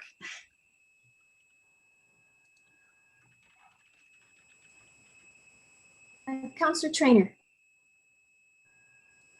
Yeah, I just have a question for the Director of Corporate Services. I think that's Karen's title. There was a couple of comments tonight about process and timing of this, and I was wondering if you would just be able to remind council and anybody watching just quickly what the timeline was leading up to this and the opportunities that people had to comment. Absolutely. Thank you, through you, Madam Mayor. So as noted, there is a requirement, a statutory requirement for any public hearing, which has to be met, which includes the advertising in the paper within 10 to 3 days of the public hearing. So we actually have a requirement to advertise closer to the public hearing than further out. This particular application started receiving correspondence following first reading from council, which was received on February 22nd. So there has been 1 month of opportunity for the public to submit correspondence. And a lot of that correspondence was attached to council's package at the February 22nd meeting. And I believe further to that, the changes to the land use procedures bylaw also required the applicant to have a public meeting prior to even first reading. So that opportunity was provided, and Anne will have to clarify, but I believe that was provided in early February for members of the public. Yeah, yes, it was. And we had over 90 people attend that information session with lots of questions. So. Okay, great. Thank you. I know it is challenging during COVID times to make sure that we're listening to everybody, but it sounds like there was good opportunity and we followed all the rules. So thank you for clarifying that. Graham. Thank you, Madam Mayor. I was just going to add, augment, I guess, to Karen's comments. The developer did have their meeting on February 18th to engage the community and received input on the proposed concept. Notice was provided of the meeting in the advertisement to the Summerland Review. Sign posted on site, notices delivered to properties located within 60 meters of the subject property. There's also a website created by the developer. And that was the effort that was made in that regard. Thank you. I have a question for Ariane or Brad. I recognize that neither of you were here when the pocket neighborhood zoning went in, and it wasn't, a few people have commented tonight about the public or the pocket neighborhood zoning. I know it hasn't been in place for a whole lot of time because there used to be an RCMP station there. Are either of you able to comment on when that pocket neighborhood zoning actually went in place there? Thank you. Yeah, I can take that, Your Worship. I did look it up on our zoning bylaw, and it was approved in 2015. It looks like it actually got added to the zoning bylaw at that time specifically for this property.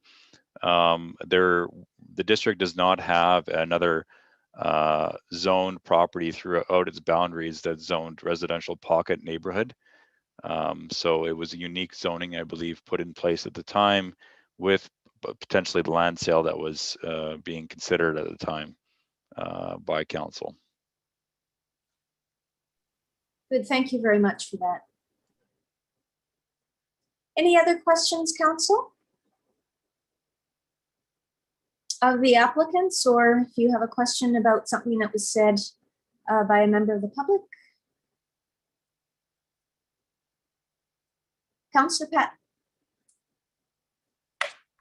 Thank you, Madam Mayor. This would be to our Director of Development Services.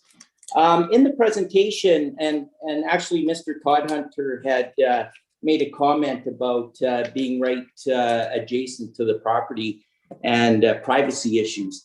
And I know this is early, and I know that we're talking of zoning, but my question being is, how do you, or how would the district ensure a level of privacy? Is it just plant screenings? Like, can you just enlighten me a little bit, please? Thank you. Thanks, Councillor Patton.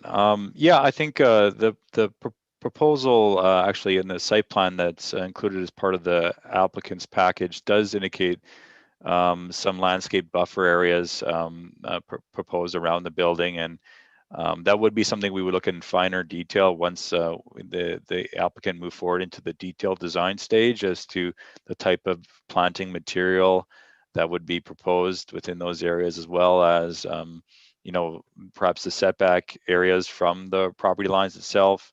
If there's other ways that we could accommodate the design to reduce shadows, you know, that could be something we could look at during the form and character stage as well. But definitely the trees, them being taller to encourage more of that privacy between residents would be considered at that time, as opposed to as part of this rezoning. Thank you very much, Brett.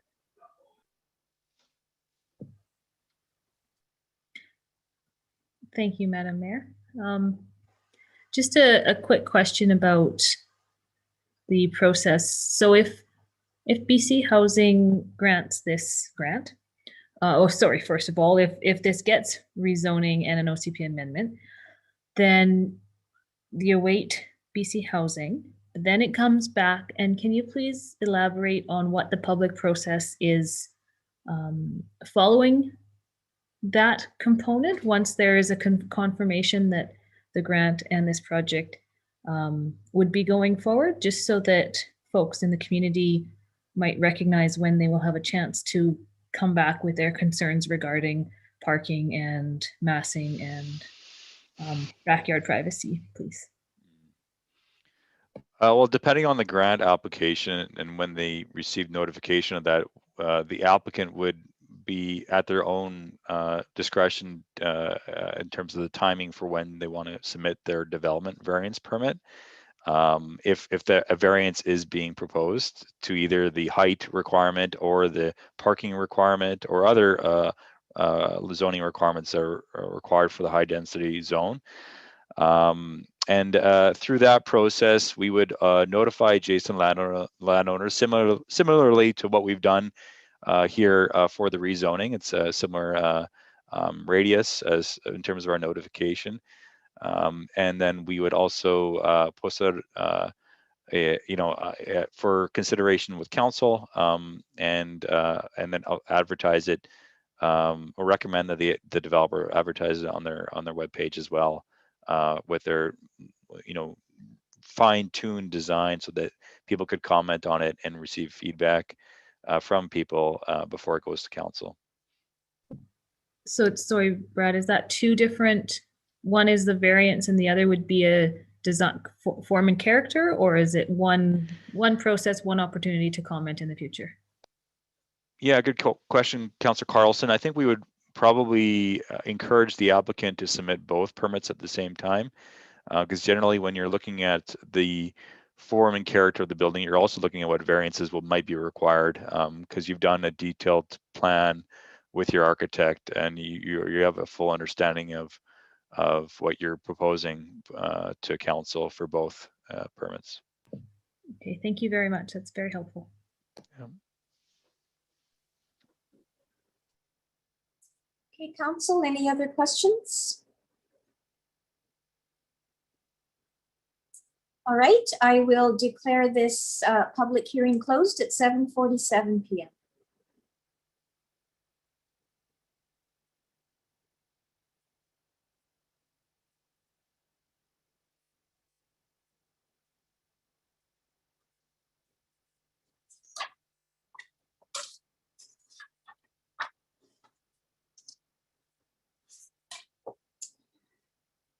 Okay, we'll move on to our regular council meeting for the evening of March the 22nd. This meeting is being recorded live and is streaming. All representations to council, written or verbal, will form part of the public record and be available to the public for viewing electronically or as a written record. Members of the public may access the meeting or participate in the following ways. Watch the meeting live or recorded on the District of Summerland YouTube channel at youtube.com District of Summerland. And you can do that live or recorded. You can request to speak during the meeting. If you have not registered in advance but wish to speak during the public comment opportunities, you can connect to the meeting by calling the meeting conference line at 778-907-2071 and entering meeting ID 506-489-9374 and passcode 485186. After I have provided everyone who has pre-registered with an opportunity to comment, the floor will be opened to those on the conference line. And just a reminder that we cannot have any further comments on the public hearing. That time has passed. Director of Corporate Services, do we have any late items for introduction? There are none, Your Worship. Okay, thank you very much. So if I could have someone on council bring forward approval of the agenda, please. Councillor Van Elfen and Councillor Holmes, all in favor? Any opposed? Thank you.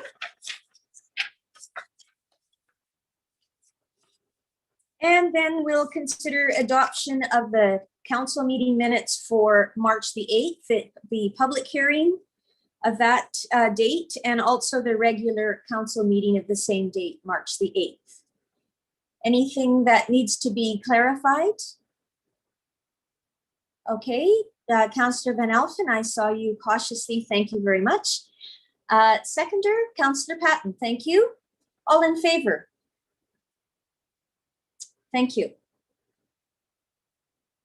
And now getting right on to the bylaws from the public hearing that we just closed, official community plan amendment and zoning bylaw amendment for 8709 Jubilee Road East.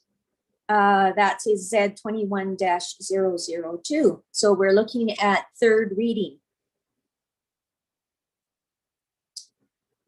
Councillor Van Elfen, are you bringing that forward? I am, Madam Mayor. That the official community plan amendment 8709 Jubilee Road East bylaw number 2021-005 be read a third time. And two, that zoning bylaw amendment 8709 Jubilee Road East bylaw number 2021-006 be read a third time. Thank you very much. Seconder? Thank you, Councillor Patton. So this is on the floor now for discussion.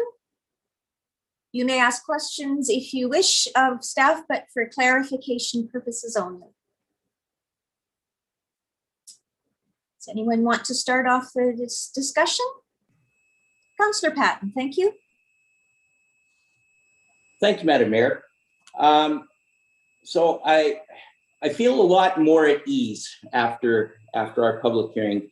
Through the correspondence that we all received for the last some time, it talked about there was a lot of talk in regards that it was for addiction treatment, and it was for emergency shelter basis. And so I'm very pleased that it was put on, well, said tonight that it was not an emergency shelter, it wasn't an addiction treatment center, nor support services for addictions or mental health disability. I do like the fact that it was brought up that this is for our minimum wage earners, this is for our healthcare workers, this could be for our retail workers, this is for families, and that the rent is based on a mix of rental fees that are based on their incomes. And I also like the connection that we had that was brought up by the food bank in regards to the food bank resource center and how it dealt with spoke of turning points at the same time. The one thing that kind of resonated for me was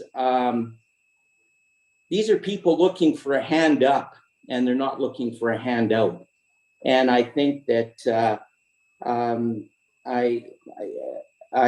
for me, it was a lot of comfort tonight with this public hearing, kind of clearing up a lot of the air.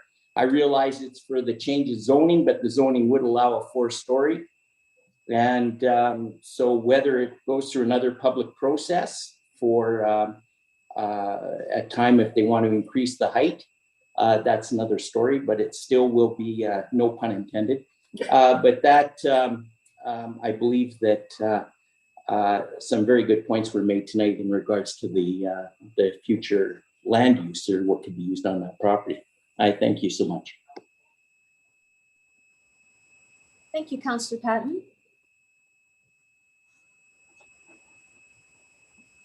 Councillor Holmes, and then Councillor Barkwood. Yeah, thank you. I think this is something we can make work. We can see it work. I think we're going to have to figure out how we build that sidewalk in conjunction with the development. I can't see putting that off, but it's something we just need to figure it out.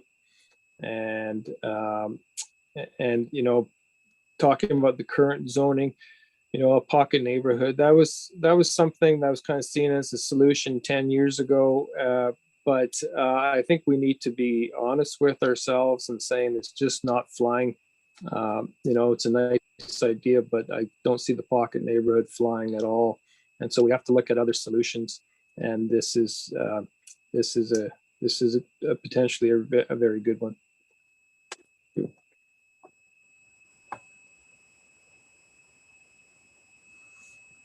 Councillor Barkwood and then Councillor Trainer.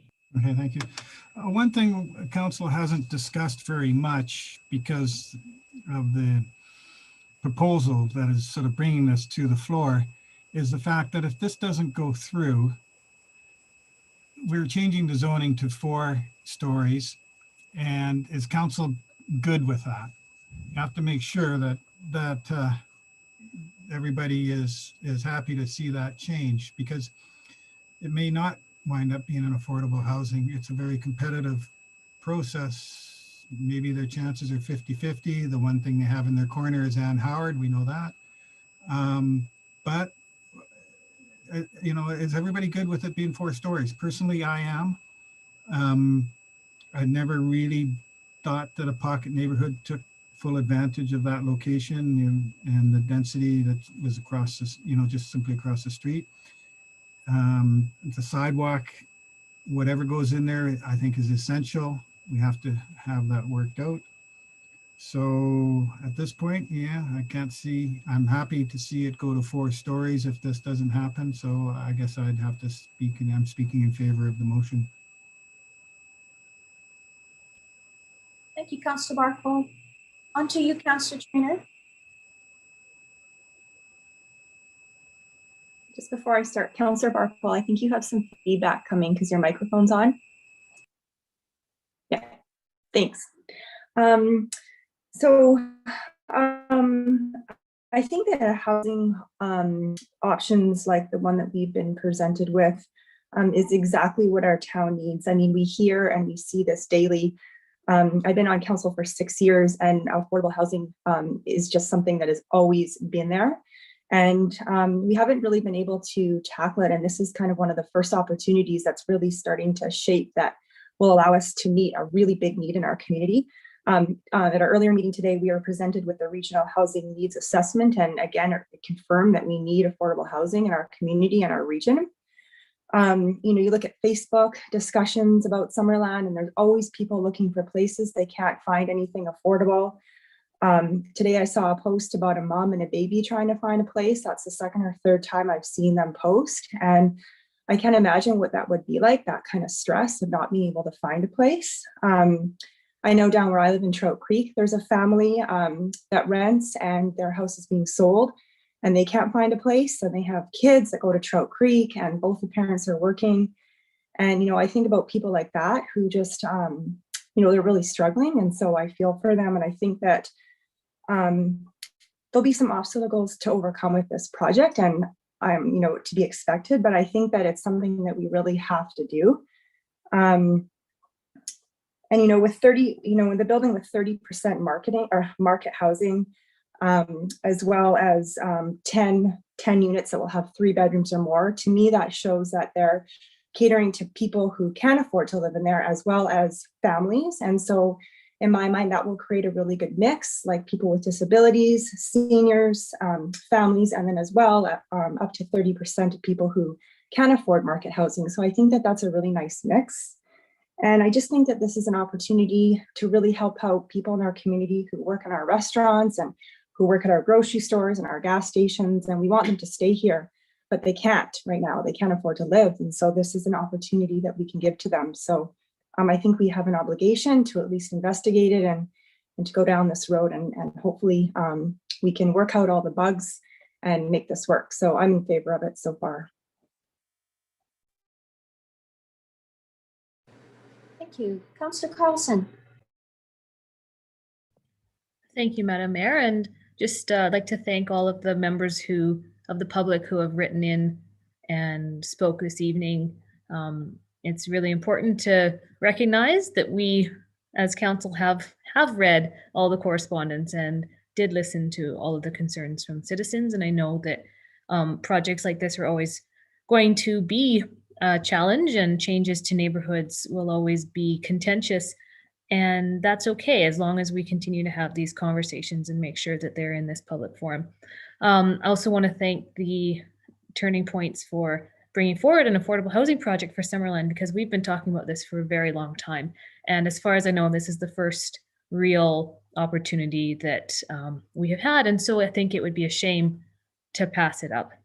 I think it's a very good location to be putting an affordable housing project, and I look forward to how it can enhance and potentially move the entire neighborhood forward going into the future. So I'll leave it at that. I think the rest of council has spoken very eloquently on what it is that what the need is, and how we in Summerland really do require these projects. And I hope this is the beginning of many more.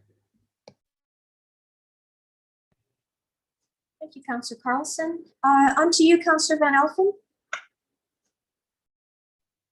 Thank you, Madam Mayor. I'm excited about this project. I know there's some things to iron out in the future. We're all well aware of that. Prior to being on council, I was on the Parkdale Place Housing Society as on the board of directors. I sat through many affordable housing seminars, and one of the ones that I remember the most was workforce housing. So many of our employers in our community struggle to get employees. There's nowhere to live in town, and if they have to commute from West Kelowna or Penticton, usually their employment is short-lived because they find out what the costs of commuting, are incurred of those jobs. So we need this type of housing in our community to help support employers, support our school system. I think this is personally a good location. It's close to all the amenities. And I'm excited to see where this goes. And like Councillor Carlson says, I think it's one of, I hope, many to come in the future here in Summerland. I recall during our election campaign sitting at the United Church having this conversation on affordable housing, and I was strongly in favor of it then, and I'm strongly in favor of it now, Madam Mayor, and thank you for letting me share. Thank you, Councillor Van Elfen. Councillor Holmes. Yeah, thank you. I just wanted to respond to Councillor Barkwell's question to us all about whether we'd be comfortable with the rezoning if the application wasn't successful. And I have to admit, I was kind of surprised that when Ann Howard said that there were lots of applications for these kind of projects, and it's a competitive process to get affordable housing in communities. You would think that it should be easy. But having said that, I think because we haven't had a project like this yet in Summerland, you would have to think that we've got a pretty good shot at it. They have a pretty good shot at it. But having said that, I think the fact that the height and parking question are separate questions that would be determined would give me more comfort if it didn't go through and the rezoning was still in place, because we wouldn't have to deal with any kind of variances down the road. We would be able to charge DCCs if it was a for-profit. So there would be benefits as well. So and it is, it's just to answer that question. So I think they have a good shot at it. Thank you, Councillor Holmes. I would just like to add just a few words. I think it was Janet Peake that said tonight, and certainly we've heard this before, that people deserve to have the dignity of having shelter, having a place to call home. And a place to call home can be a 1-bedroom place. It can be a 2 or 3-bedroom place. And if it is something that you can afford based on your income, then all the better. Again, to answer Councillor Barkwell's question that he posed a moment ago, I would be comfortable with a 4-story development there. We have one downtown already. And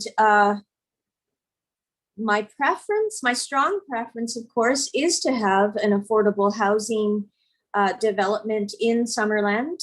We have talked so many times over the last many years, including what Councillor Van Alphen was saying when he was on council before we started on council in 2014, many of us. And we have long identified, and it's been I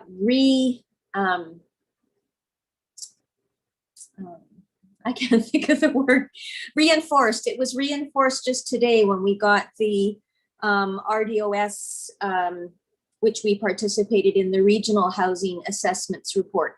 And I know that hasn't been totally presented to all of the entities, but certainly it was loud and clear in that report, like Councillor Traynor was mentioning earlier. On the matter of the pocket neighborhood, that's why I asked the question in 2015, which is, 6 years ago. So not really that long ago, but if you look at the change in the cost of construction, you're looking at more than double the square footage cost for construction.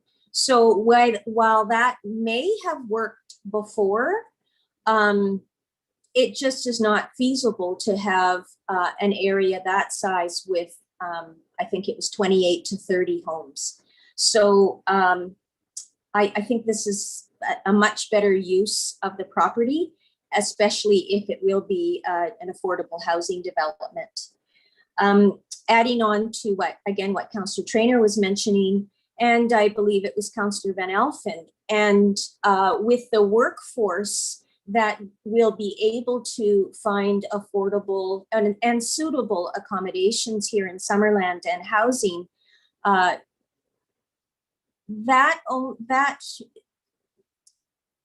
think that would put us in good stead as we continue to work on getting a nurse practitioner or a general physician for everybody that lives in Summerland, rather than them having to go outside of Summerland to get those much needed health services. And we already know too that the work that is being done in trying to house staff at the Summerland Seniors Village, another example of healthcare workers that also need to have housing in Summerland, and having a more affordable option works for so many different people. So I am clearly speaking in support of these zoning amendments, and as zoning and OCP amendments as we move forward into the development and perhaps the variances that may be required. Those will come back to council and we can have fulsome discussion then, and there certainly will be the opportunity for public comment and input at that time. So if there is no further discussion on these motions that are on the floor, I will call the question. All in favor? Any opposed? Good, that passes unanimously. Thank you, council. Thank you, staff, for your time. And thank you, Anne and your team, and Freeport, including Freeport, and the people that spoke tonight and expressed their concerns or their approval of this potential development in Summerland. Thanks very much.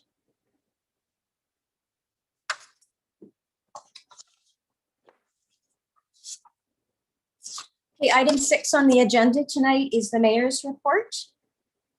First of all, I'd like to say happy spring to everyone and happy World Water Day, March the 22nd.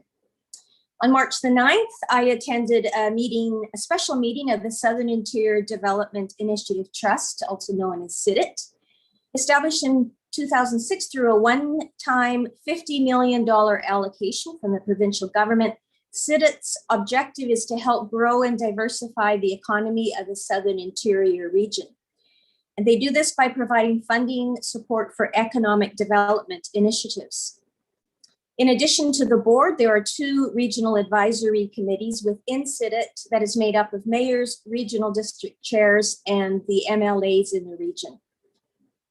The CEO, her name is Laurel Douglas, who started almost a year ago, announced that effective April the 1st, 2021, SIDIT will be known as ETSI-BC, not to be confused with ETSI otherwise, ETSI standing for Economic Trust of the Southern Interior.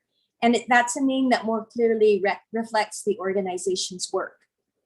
Ms. Douglas also unveiled a new strategic plan, and SIDIT, with the financial support from the province, is offering up to $1.5 million in grant funding to support rural communities and their economic recovery through COVID-19, a bit of a challenging task. And as you know, the district is supporting the Summerland Chamber of Commerce application to this grant.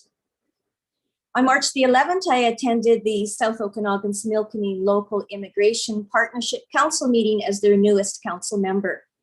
SOSLIP, as they're called, implements the settlement and integration strategy for newcomers to the region, especially as they're looking for employment opportunities. The project is led by SOIC, South Okanagan Immigrant and Community Services, and is funded by Immigration, Refugees, and Citizenship Canada. That afternoon, I attended the Summerland Healthy Community Initiative meeting, and much of the discussion was about the Mental Health Week that is coming up in early May. Friday, March the 12th, the executive of the Southern Interior Local Government, SILGA, met to discuss the upcoming annual general meeting, which is on April the 28th. A day of virtual activities, virtual of course, are being planned, including breakout sessions, resolutions debate, and the 2021-2022 elections. Final details are being made for the remaining guest speakers. We have our keynote speaker in place. Just a reminder that if you have signed up for the speaker series, you are automatically signed up for the AGM. If you haven't joined any of the speaker series, so any of the 8 speakers, please make sure that you register for the AGM, and you can do so at the SILGA website without any cost. Pardon me, not at the SILGA website, through Civic Info BC, and Tracy can take care of that for you.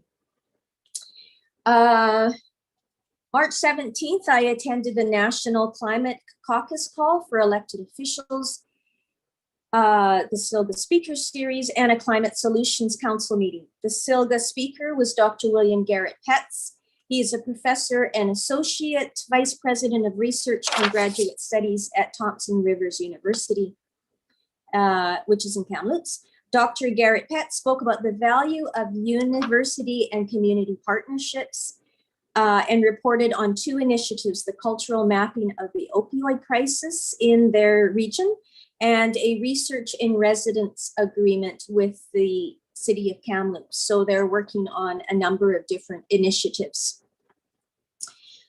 March 18th, I attended the weekly update on the COVID-19 vaccination rollout presented by Interior Health. This was occurring during Premier Horgan's announcement about the increased eligibility under the current phase 2 of the immunization program. Details are available on On the government website, I have asked our Director of Corporate Services to also post that to our Summerland page. It's different from the last one. It's not immunized BC. And finally, on March the 20th, I attended the virtual AGM of the Summerland Community Arts Council. The board had a very successful Season Sparkles fundraising event at the end of the year in 2020. And they have been working closely with Abby Leckie and have put out a call for art submissions for the 2021 banner program. This year, the theme is inclusion and diversity. The Arts and Cultural Center renovations will be underway very, very shortly. And that is the end of my report for tonight. Thank you. CAO. Well, thank you, Your Worship. Pleased to share my report with Council. First of all, I wanted to let Council know that repairs to the pathway at Peach Orchard Beach and Rotary Beach will be starting very soon. A pre-construction meeting with Superior Excavating, who's the contractor, True Consulting, who's the engineering consultant, and Lakeshore Environmental, who's the environmental consultant, was held at 10 a.m. today. At this time, we're hoping construction will start next week and it should be completed in early May. The north half was repaired in 2020, but the south half had to be delayed until the Okanagan Lake levels drop below the elevation of the existing timber retaining wall that is being replaced with a concrete retaining wall. The district has been made aware of recent activity that is planned to start on Tuesday, March 23rd along the Gartrell Trail, located in the north side of Trout Creek community. Hazardous trees have been identified by a professional arborist and in accordance with an issued watercourse development permit along the trail that must be removed for public safety reasons. These trees are located on private property and are in relation to prevent a potential future development that will occur in the immediate vicinity that aligns with the current residential medium density zoning located on the property. Signage has been installed and all the activities will be conducted under the guidance of a professional arborist and biologist retained by the developer. Finally, I thought Council would be interested to know that our fire chief, the corporate officer, and I will be participating in an all-day emergency management tabletop exercise with the regional district this week. This will be a mock-up of an emergency operations center event with concurrent interaction with multiple jurisdictions. The exercise will focus on basic processes to build staff confidence and competence to address an emergency that is threatening area communities. Within the exercise, participants will work through roles, emergency procedures, practice a shift handover, and emergency operations center briefings. The exercise will address situational awareness, incident reporting, resource management, crisis communication, advanced planning, as well as cost recovery and tracking. And with that, I complete my report. Thank you. Council, any questions of Graham's report? Okay, we'll move along then to the first opportunity for the public to comment. I have not received any more notifications, so I will make the assumption that there is nothing else in that regard. Am I safe to do that? Yes. Safe to do that, Madam Mayor. And of course, there is the opportunity at the end of the meeting as well. Yes, thank you. So on to our two development reports tonight. The first one, 9.1, is non-medical cannabis retail store at 13219 Victoria Road North. This is LCRB C20-001, the file number. And I will pass this over to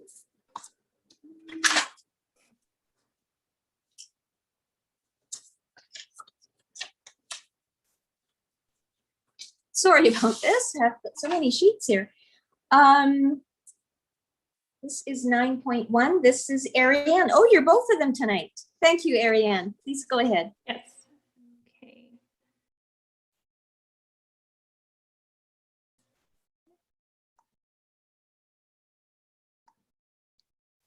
All right, so the district received a referral from the Liquor and Cannabis Regulation Branch to consider an application for a non-medical cannabis retail store located at 13219 Victoria Road North.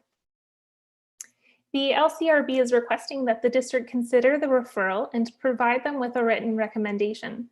Section 33(1) of the Cannabis Control and Licensing Act prevents the LCRB from issuing a non-medical cannabis retail store license without a positive recommendation from the local government. As part of the referral process and processing this application, a referral was sent to district departments and external agencies for comment. District staff raised no concerns about this application. The RCMP stated that they do not have any input other than that they are required to follow the regulations that exist pertaining to operating a cannabis retail store. And the school district stated that the board continues to oppose retail cannabis outlets that are in close proximity to schools, noting that this is the third referral for a small community. The board is concerned for the health and safety of the district students, and the board is working hard to minimize vaping related incidents. So with respect to district policies and regulations, the OCP strongly supports having the downtown core as the primary commercial center of Summerland. This is reflected in a number of objectives and policies that seek to promote a variety of retail, service, and institutional uses within the downtown to create a vibrant core. The diversity of uses within the downtown is reflected in the central business zone, which allows for a variety of retail uses, including a non-medical cannabis retail store. Previous council considerations of non-medical cannabis retail store applications have assumed a market-oriented approach. Apart from policy number 300.6, which recommends a 15-meter walkable buffer from schools, parks, playgrounds, libraries, there are no district regulations or policies restricting the maximum number of cannabis retail stores permitted in Summerland or a minimum buffer between stores. Staff recognize the concern raised by the school district regarding the 3 approved stores downtown.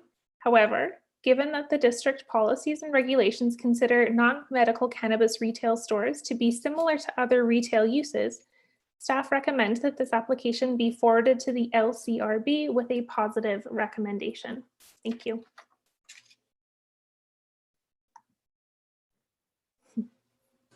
Thank you, Ariane.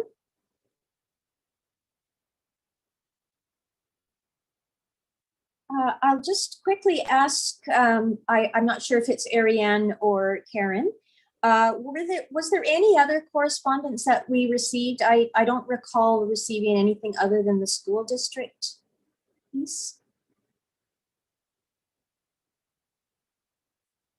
Is that the only correspondence we received? Thank you, Madam Mayor. There was, unless Ariane had received correspondence, what was included in your package is all correct. Okay, good. Thank you very much. Council, questions of Ariane? Councillor Holmes, then Patton, then Carlson. Yeah, thank you. We approved a referral of a location a few doors down from this one. And I don't believe it's ever opened. And do we know if that one was approved, and what's happening with that other one? Does the province tell us that kind of information, provide us that kind of follow-up? Yes, through the chair. It has been approved by the province, and I believe they are working on getting their store ready, including the sign permit and other development applications as well.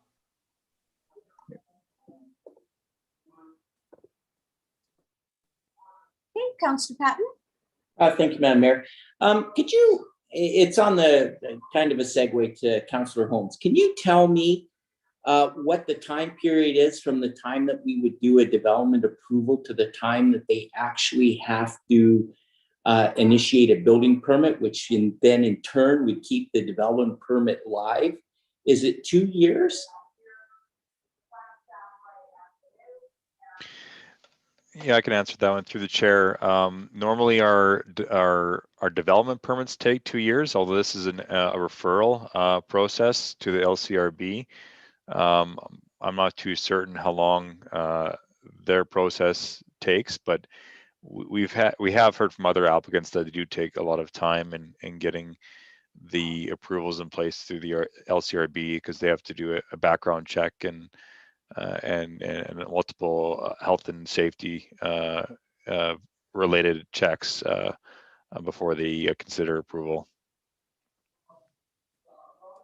Thank you. I wondered if the referral process was very similar to the development permit process, where there was an actual timeline from the time that it was we said yes to the time in which they had to begin the process. So thank you very much. My question, I guess you guys have asked those questions, but I've got a new one. When it comes to a business like this, they have now put forward a proposal and they'd like us to approve it. Do they have, other than, if they're following council meetings, do they have a list or access to know what other Summerland locations have got the same approval? I ask because it does take a very long time. And I know that we've suggested multiple times that it's free market and we should let folks, the best cannabis stores will survive. I'm just wondering if there's a list out there that this applicant would know that there's another one just down the street.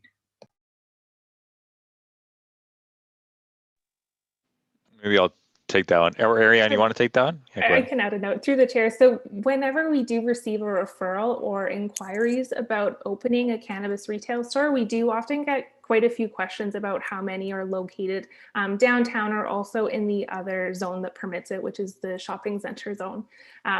So it's not explicitly clear, but quite often people have done their research before opening the store and will contact district staff.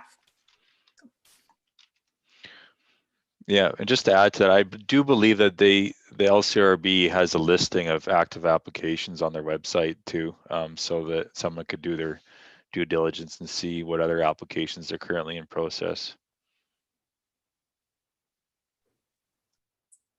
Okay, Councillor Holmes.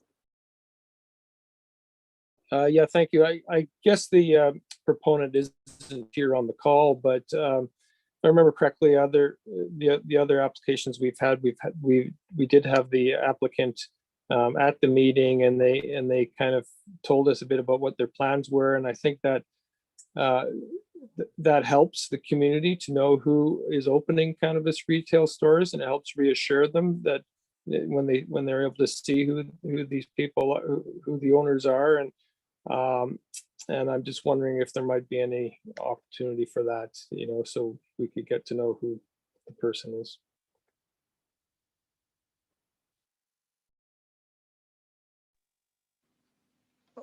To answer that through the chair, given that the applicant isn't here with us tonight, if council is requesting that, we can provide that information back to the applicant, and we ask council to defer this application to a later meeting.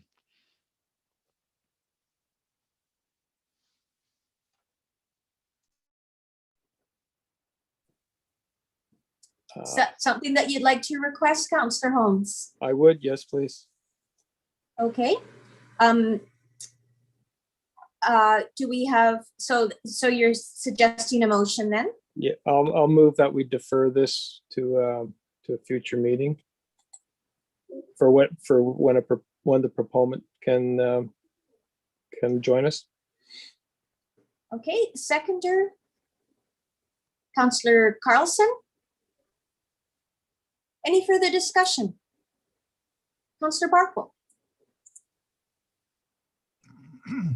I don't think the appearance of the proponent is going to change my vote on this issue at all. I don't, there's a lot of delays on these sort of applications as it is. I don't think we need to add to it. I don't see that that it will much will hinge on on that sort of presentation. So I'd like to. I'm not going to support that.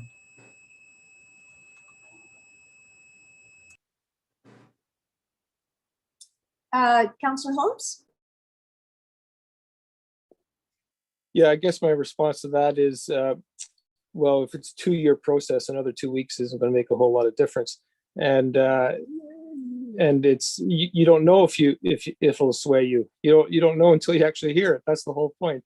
And it's not just whether what that we would like to know. I think it's also the community would like to know, and it gives the opportunity for the community to see. And this is kind of the only venue they have for that. So, thank you.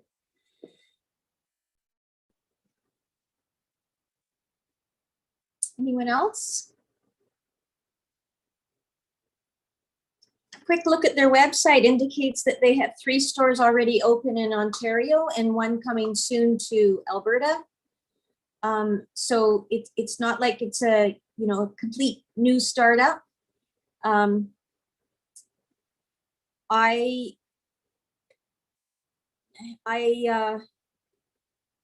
not really sure that we should, this is my opinion, of course, I'm not really sure that we should be treating a cannabis retailer any different than we should any retailer. I mean, we just heard that is, that's how we've been approaching this as a council. And I mean, for someone to open a new coffee shop or something, we wouldn't, ask them to appear before council to kind of suss them out. So I will not be voting in favor of this motion either. Councillor Holmes? Yeah, thank you. Well, just in response to that, the government is treating them differently just by requiring us to have a referral to them, and they give the license. So they're already different, and that's being established. So it's not quite the same as a coffee shop. Thank you. Anyone else? I'll call the question. All in favor? Opposed? So that is 4 of us. The motion is defeated. So that's Councillor Barkwill, Councillor Van Elfen, Councillor Trainer, I believe. Is that right? And myself, Karen. Thank you.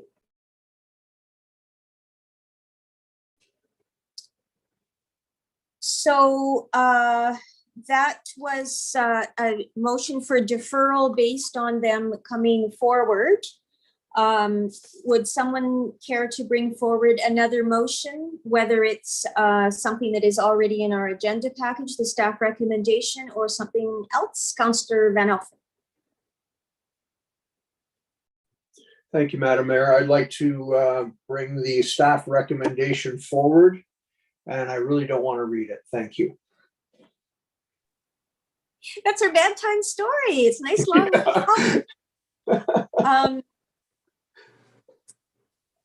If you want me to read it, I will. My preference, Councillor Van Elfen, is for it to be read, just because, virtually, I think it's a better process. Okay, I will start now. Thank you, sir. That staff be directed to forward the following recommendation to the Liquor and Cannabis Regulations Branch, ACRB, and that the accordance with section 33(1) of the Cannabis Control and Licensing Act, council recommends support of an application from Urban, is that correct? Green Cannabis Company Incorporated for the proposed non-medical retail cannabis location at 13219 Victoria Road North, Summerland, BC. Lot A, District Lot 3640, Osoyoos Division, Yale, District Plan 36361, And further, the council comments are as follows. A, the property is located in the downtown core commercial area and is located adjacent to the commercial properties. B, that no negative impact on the community is anticipated if the application is approved, as the use is permitted in the zoning. C, the council provide opportunity for residents to provide their views of the license application. Public notice indicated that the municipal council would accept written comments on the application until March 22nd, 2021, was published in the Summerland Review on March 11th, 2021, and advertised in a sign posted on the storefront at 13219 Victoria Road North from March 6th, 2021 until council considered the application on March 22nd, 2021. And D, that views of the residents were considered by council and attached to the agenda of March 22nd, 2021 regular council meeting, or delivered as late items if correspondence was received after the agenda was published. Thank you very much, Councillor Van Alphen. Seconder? Councillor Barkle, thank you. And now any further discussion on this? I'll call the question. All in favor? Oh, Councillor Barkle. I was just going to say Councillor Holmes was very persuasive, but on the balance, I think I had to go with let's move this forward. Okay, thank you. All in favor? And any opposed? Councillors Patton and Holmes are opposed. So that carries. Thank you.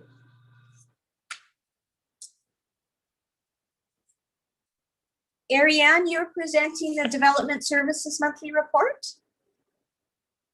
No, Brad is. I think I will, if you don't mind, Your Worship. Oh, no, not a problem. Just quickly, I do want to thank Ariane again for preparing it, though. Thanks, Ariane. I do want to mention a couple of things with regards to our stats so far this year. For February and January inclusive, so this is the February monthly report, for the number of planning and development applications, we're up to 17, which is on pace to be a record year so far for 2 months of the year. You can see it's the number of subdivisions and rezonings that have been submitted within the last 2 months. We're kind of at a higher pace than normally we would have, and those are usually complex files. So staff are definitely feeling those pressures of those complex files coming in. And then also on the building permit side, we've got a year-to-date of 38 permits issued so far, and construction value over $5 million. So again, we're getting close to a record year as well. You can see that 2017 was our only higher year for construction value so far this year. So kind of keeping the same pace as what I presented in 2019, moving forward into, 2020, moving into 2021. And for the first time too, I do want to introduce a new stats for bylaw enforcement with Dan Maya on board now. We've started doing a better job of collecting our stats on a monthly basis, and we'll be presenting that to council as well through our monthly reports.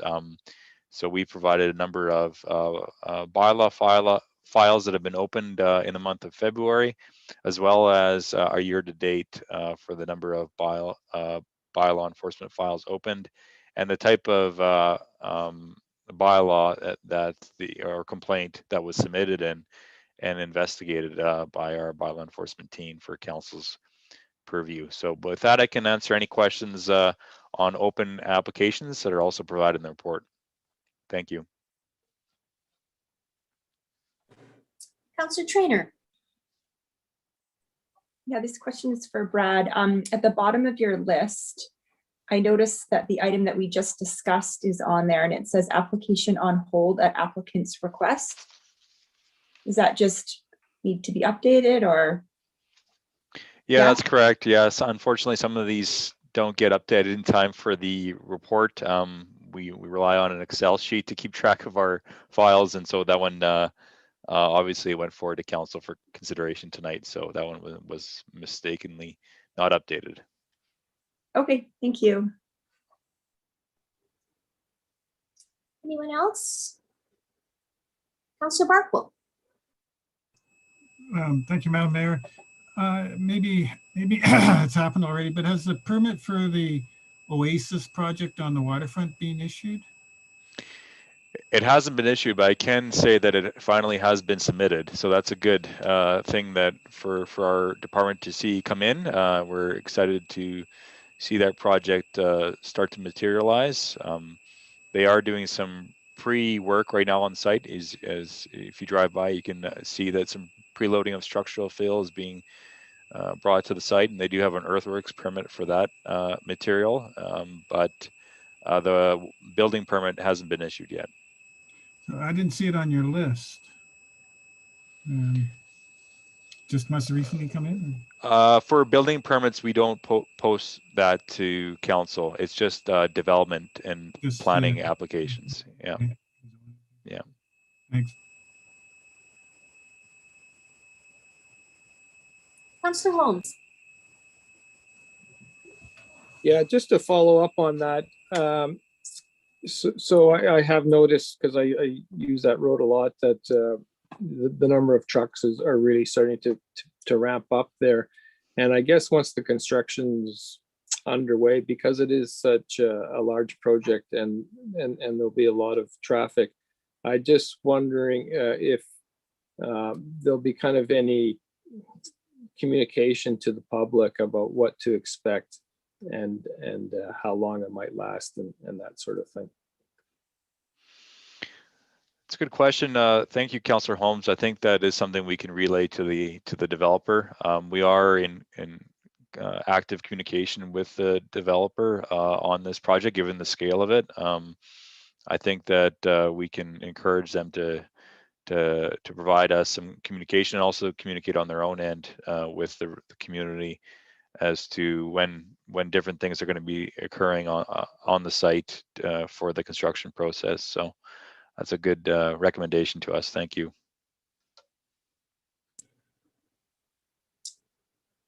Following on what Councillor Holmes was just asking, I believe, and I could have it wrong, but I believe that when we were looking at this originally, there was a request that the trucks come along Lakeshore Road rather than down Solly, up and down Solly.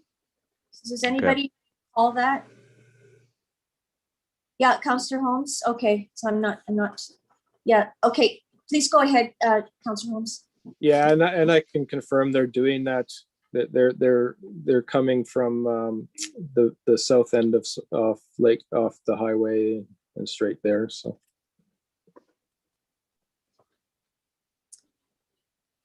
Okay. I had just one question on the bylaw. First of all, thank you for that. I think it's the first time we've ever seen this kind of information coming forward on the bylaws. The traffic, can you give us an example of what a traffic bylaw file would be? Yeah, thank you. That generally they are related to it can be related to a parking violation, although we haven't done a lot of that historically. I'm just throwing different ideas out there, but also trees over the road right away perhaps might be related to that in terms of safety violations of those trees being over the road right away. I think that's where the majority of those are from. I noticed that there's still a lot of snow and ice removal on there as well, so it would be probably unrelated to that. But other than that, I'm not too sure. It might be a better question for Dan to follow up on, if you don't mind. Great, thank you.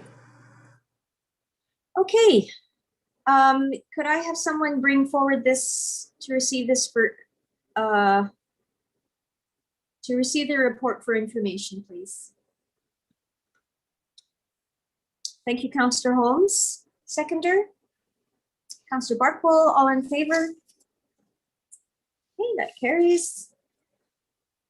And now are there any notices of motion that a councillor would like to bring forward? Is item 12. Okay, great. So on to information items, quite a few pieces of correspondence as you would expect. Is there anything that someone would like to bring forward? Councillor Van Elf.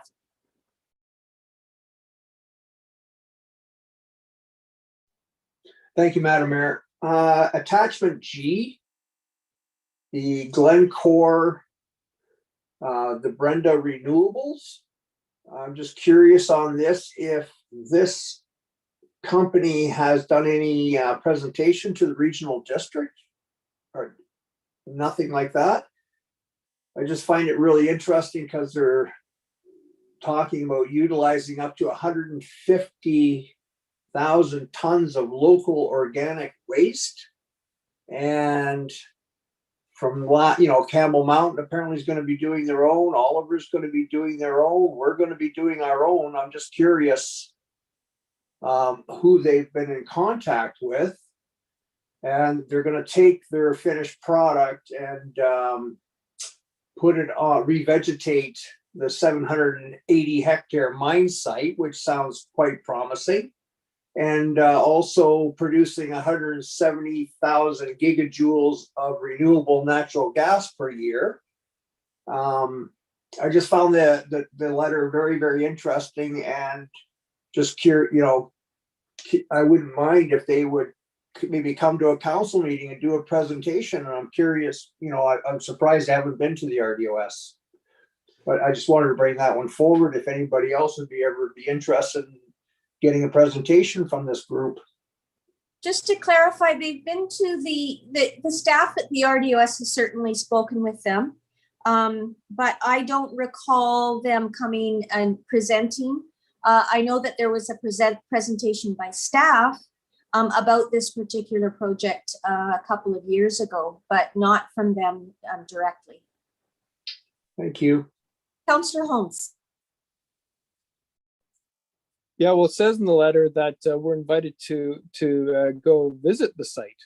So why don't we as a council go visit?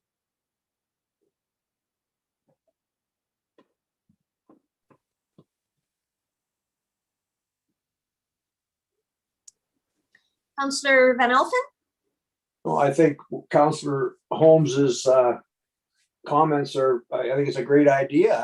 I'm just kind of baffled that I feel like we're maybe, as a district of Summerland, we're doing our own organic waste. Are we, duplicating something here, or is there a service out there that could better do, at a cheaper price? I don't, these things I don't know.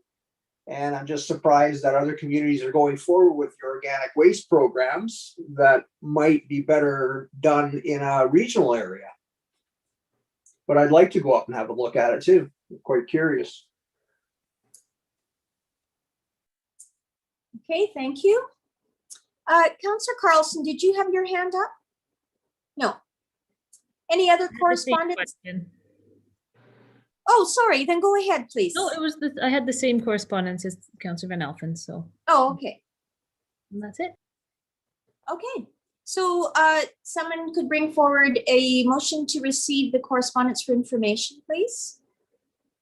Councillor Van Elfen, seconder. Councillor Holmes, thank you. All in favor? Thank you. And now on to councillor reports. I'll start tonight with Councillor Holmes. Nothing tonight, thanks. Okay, thank you. Councillor Trainer, you have a question? Did we skip 13.2? Committee? Yes, we did. Thank you so much for pointing that out. Yeah, I'll bring that forward. Thank you. To receive Parks and Recreation Advisory Committee meeting minutes dated November the 25th for information. Thank you, Councillor Trainer, for catching up on that. Seconded by Councillor Van Elfen. Those look in good order. Councillor Trainer, you sit on the committee. Good, thank you. All in favor? Okay, thank you. Now, Councillor Holmes has no report. Let's go on to Councillor Patton. I will follow my fellow councillor, Madam Mayor. I have nothing to report. Thank you.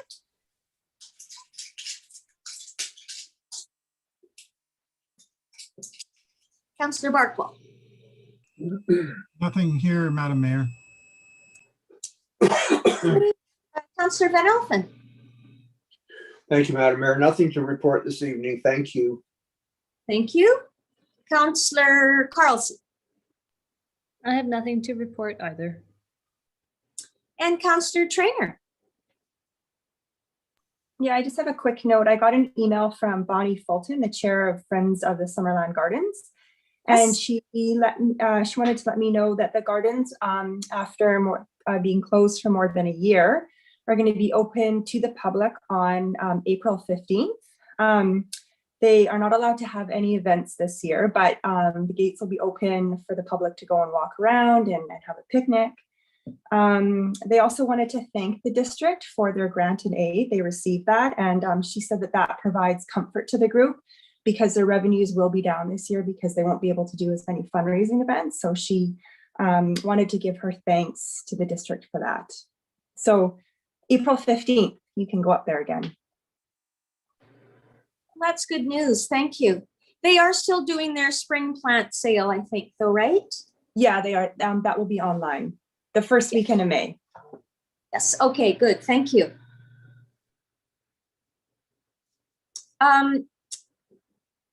Part of the correspondence tonight was the RDOS report that has come from Councillor Holmes. Thank you for that. I just wanted to add one piece to that, and that is that an RDOS resolution that was sent in for consideration at UBCM in 2020. Of course, we didn't have that. So that was one of the resolutions that went forward to the UBCM executive, and they have endorsed that resolution, and it was about I'll read the resolved piece. Therefore, be it resolved that UBCM encourage the province to, in consultation with BC Indigenous peoples and impacted regional districts, explore options for making regional governance more inclusive of Indigenous peoples, including potentially amending the Local Government Act to include self-determined participation by BC Indigenous peoples as voting regional district directors.